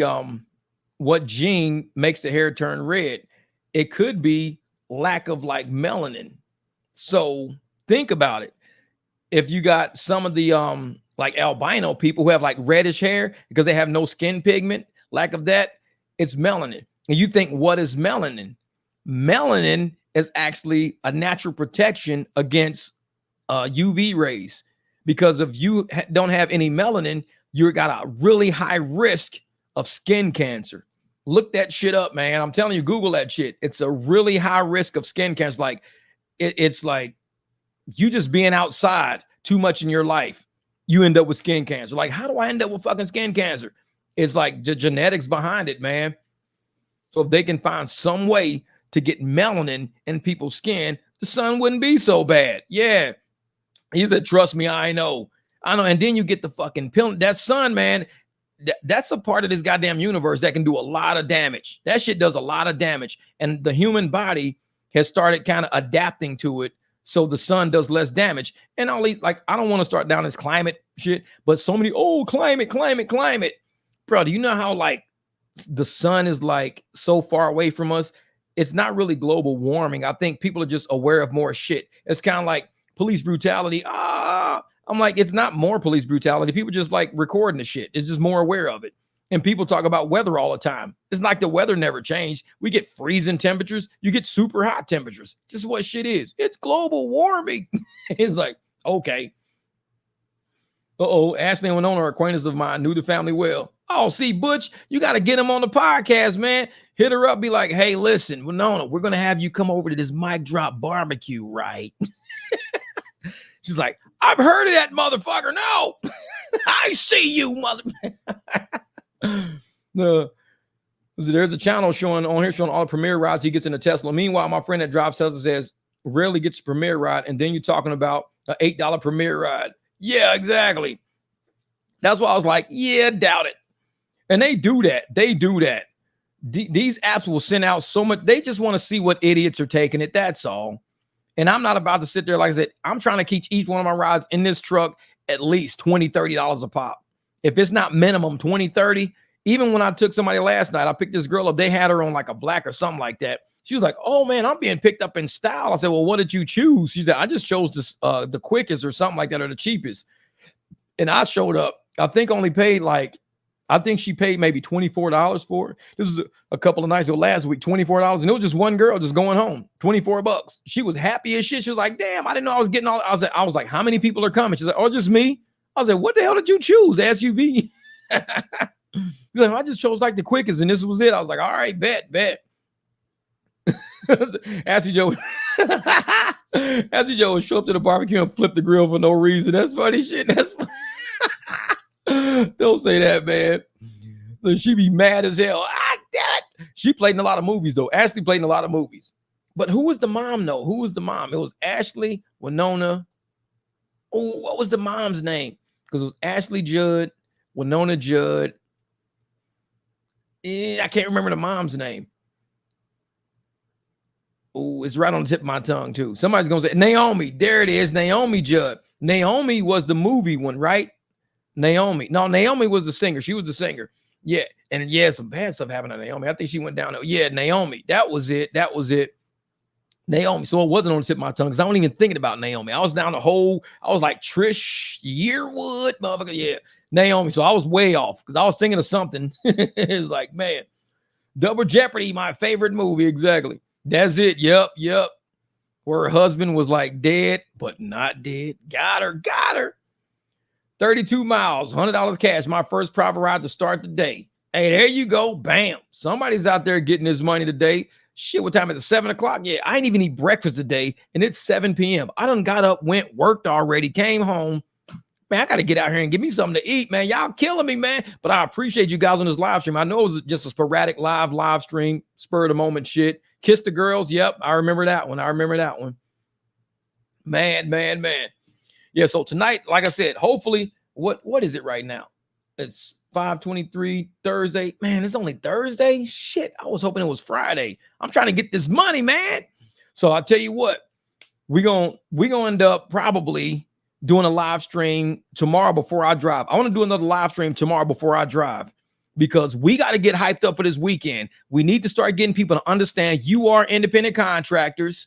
We do have a right to negotiate what we want. Maybe not with the apps. We can't negotiate with, because the apps are going to pay you up front. Even when you contact them, no, it's an upfront fare you chose, you agreed to. But we can talk to riders. We can negotiate with riders. And just like when Abby Twin says, Robin says this, if you do a ride and you accept it and you do the whole ride, you can go in your app and hit don't charge rider. If you hit don't charge rider, it means you won't get paid unless this person says, hey, here's $40. Thanks. So does that mean you did the ride for free, or did you do a cash ride? Because you did the ride while on the app. You did the whole ride. All you hit was what they allow you to hit in the app, saying don't charge rider. They give you that option for a reason. You hit don't charge rider. It maybe is because you negotiated something with them. So I say try this on a short ride first. Don't do it on a long ride. On a short ride, talk to the person. And this is going to be my last final thing I say on this live stream. And I'm glad you guys sat up for a long time, because you're going to hear this shit. This is going to be good. On a very short ride, 1 mile, 2 miles, something short, tell the person, hey, this is going to be a short ride. I'm going to do it for you for like $5 cash. But this is what I'm going to do. We're going to do the ride on the app. I'm going to hit don't charge rider. Show me your screen to show me if it charges you or not. Because I'm going to show you. I'm going to hit don't charge rider. I want to see if it pops up as zeros on your screen, like you're not being charged at all, or if they're really charging you something. Okay, fine. I'll do it. I mean, it's $5. The app is going to pay you $3. Do the ride. Get there. Get the $5 from whatever. Hit don't charge rider. Ask them to show me your phone now. It should say zeros. If it doesn't say zeros, that means the app is still charging the rider. You're just not being paid for those rides. That's all it means. So if you're doing a ride on an app, 20 miles, and you say, hey, they're only giving me $11 for this ride. What I'm going to do is I'm going to do the ride when we get there. Can you just give me $20 when we get there? Because I'm going to hit don't charge rider when we get there. Cool. They can hang you to 20 right now. They give you the 20. Drive all the way to the spot. When you get there, you will show on your phone. Hey, look, watch. I'm going to hit don't charge rider. Watch this. Don't charge rider. Refund rider. Okay, how much did they charge you? Nothing. It don't say nothing. See, now they just gave you $20. So is that considered a cash ride, or did the person give you a donation or a tip? Because if we're saying after you do a ride on the app, after you do that ride, any money they hand you is a tip, right? You did the ride on the app. Person slides you $20. That's a tip. They give you $5 after the ride. That's a tip. That's what they consider it. After the ride, it's a tip. Therefore, if you do the ride, they give you the 20 and you put don't charge rider, you got a tip. That's all it was. You didn't do a cash ride. You did a free ride and you got a tip. That's all it is. So like I said, try it on a short ride first to see how it works. Because I'm like I said, we always going to come up with something that helps drivers out. I need to help you guys get more money. We all need to help each other get money. It's just like doing delivery. You can sit there and say, I can't get a $2 ride and still get a $2 a mile ride and still can't get a $20 tip. But see, that's the thing. I want to let people know different ways that we can use these apps to help riders save money, but to also help ourselves make money. We're independent contractors. We ain't got shit to do with these apps. So if there's something we can do, keep throwing out ideas. I'm going to probably try tonight to do that refund rider shit, but I'm going to make sure that I'm going to get paid for it first. I'm like, hey man, don't fuck me on this deal, but I'm going to try something. It's going to be a short ride. Just give me like $5. I just want to try something. Okay. What did Robin say? If you give a rider a free ride and you tell the app, don't charge rider, the app is now proof that anything that Uber does charge is Uber's earned income. Now go look at your 1099 again. Yep. And that's the trick. Uber should be earning income on these rides. They don't call it an income. They say it's fees to you. They're trying to say that they don't earn any income from this, that you guys are earning all the income. We're the earners. That's what they call us, earners. So everything a rider pays, we earned it. Uber didn't earn it. We earned it. Uber's actually earning income. If we say don't charge rider and these people are still having a charge on their account, technically Uber earned income because you didn't earn it. You said don't charge rider. I don't want to earn any income on this trip. Don't charge rider. If there's anything they pay, Uber earned income. Therefore, Uber should be paying taxes. And if Uber is not paying taxes because they're claiming they don't get, oh, we don't earn income. Those are the earners. Those people driving are the earners. We don't earn income. They're the earners. Uber earns income. If you hit do not charge rider and some shit shows up on their phone saying that they were charged, that is income Uber earned. Because if you said don't pay me, it means you don't have any income, which means you don't have any expense to offset that income. It's the basic matching principle of accounting. Look up matching principle in accounting. You can Google that shit right after this live stream. Matching principle. You have to match your revenues of the period with your expenses of the period. If you didn't make any revenue by saying refund rider, it means you didn't have any expense. Not on the Uber app, which means Uber had 100% earnings on that ride. And they had no expense on that ride because you said do not charge rider. There is no driver expense. They can say we had to pay the driver. No, you didn't. That's 100% profit you made on that ride because the rider said do not charge rider. You never paid a driver. That's 100% income. I'm telling you, man, these people are snakes. They're snakes. They're finding ways to get around. We can do this shit all day. We can get to a location, don't charge rider. Thanks for the 20. Uber has to eat that on taxes. Don't charge rider. Thanks for the 10. Uber has to eat that on taxes. Try it on a short ride first to see if they do it. Try it on a short ride just to see. And keep track of what you're doing because I guarantee on these 1099s, it's a bunch of, there's people being charged airport shit on their 1099s. Airport shit. And they don't even live by an airport. How are they being charged airport fees for airport rides when they don't even live near an airport? But on their 1099, it clearly says, airport fee. This is what I'm talking about. These people are just making shit up as they go along. And nobody is saying nothing about it. We got to start doing this shit at some point. Yep. Has anybody converted to 666 ride yet? Shit, if I did, it'll be $15. Give me $15. Yeah, but man, I appreciate you guys for rocking with me on this live stream. I know it kind of went off track it went off track a little bit, but we kind of brought it back. I'm going to go out and drive tonight. I'm going to go eat breakfast right now. It's 7:10 p.m. I have not eaten today yet. This is the first time I'm eating today. Let me go in here and do this. I'm going to drive tonight. Hopefully I got some video for you guys dropping tomorrow. I will try to do another live stream tomorrow. Man, this was a good conversation. I'm going to have to clip out some of this and play it back one day. What's for breakfast? I think I got either some smoked sausage and some eggs and everything in there. I got some tortilla shells that are just like the soft shells. Probably make me a big ass breakfast burrito. I mean, it's like easy to do. I got like some real big tortilla shells, soft shells. Fry up some eggs real quick, scramble some eggs, throw some sausage in there and everything else. Roll that shit up. Breakfast burrito to go. The dogs are gonna love it. I'm just kidding. Oh man. All right, dog. Hey man. Hey, I'm glad you guys rock with me. 67 people still on the live stream, and we're at the 3.5 hour mark almost. Man, much love, much respect on that. I'm going to holler at y'all on the next live, though. Hey, keep going out there fighting these airports. Record if you can. Trust me. This is all evidence of crime scenes. Record if you can, man. Y'all be out there.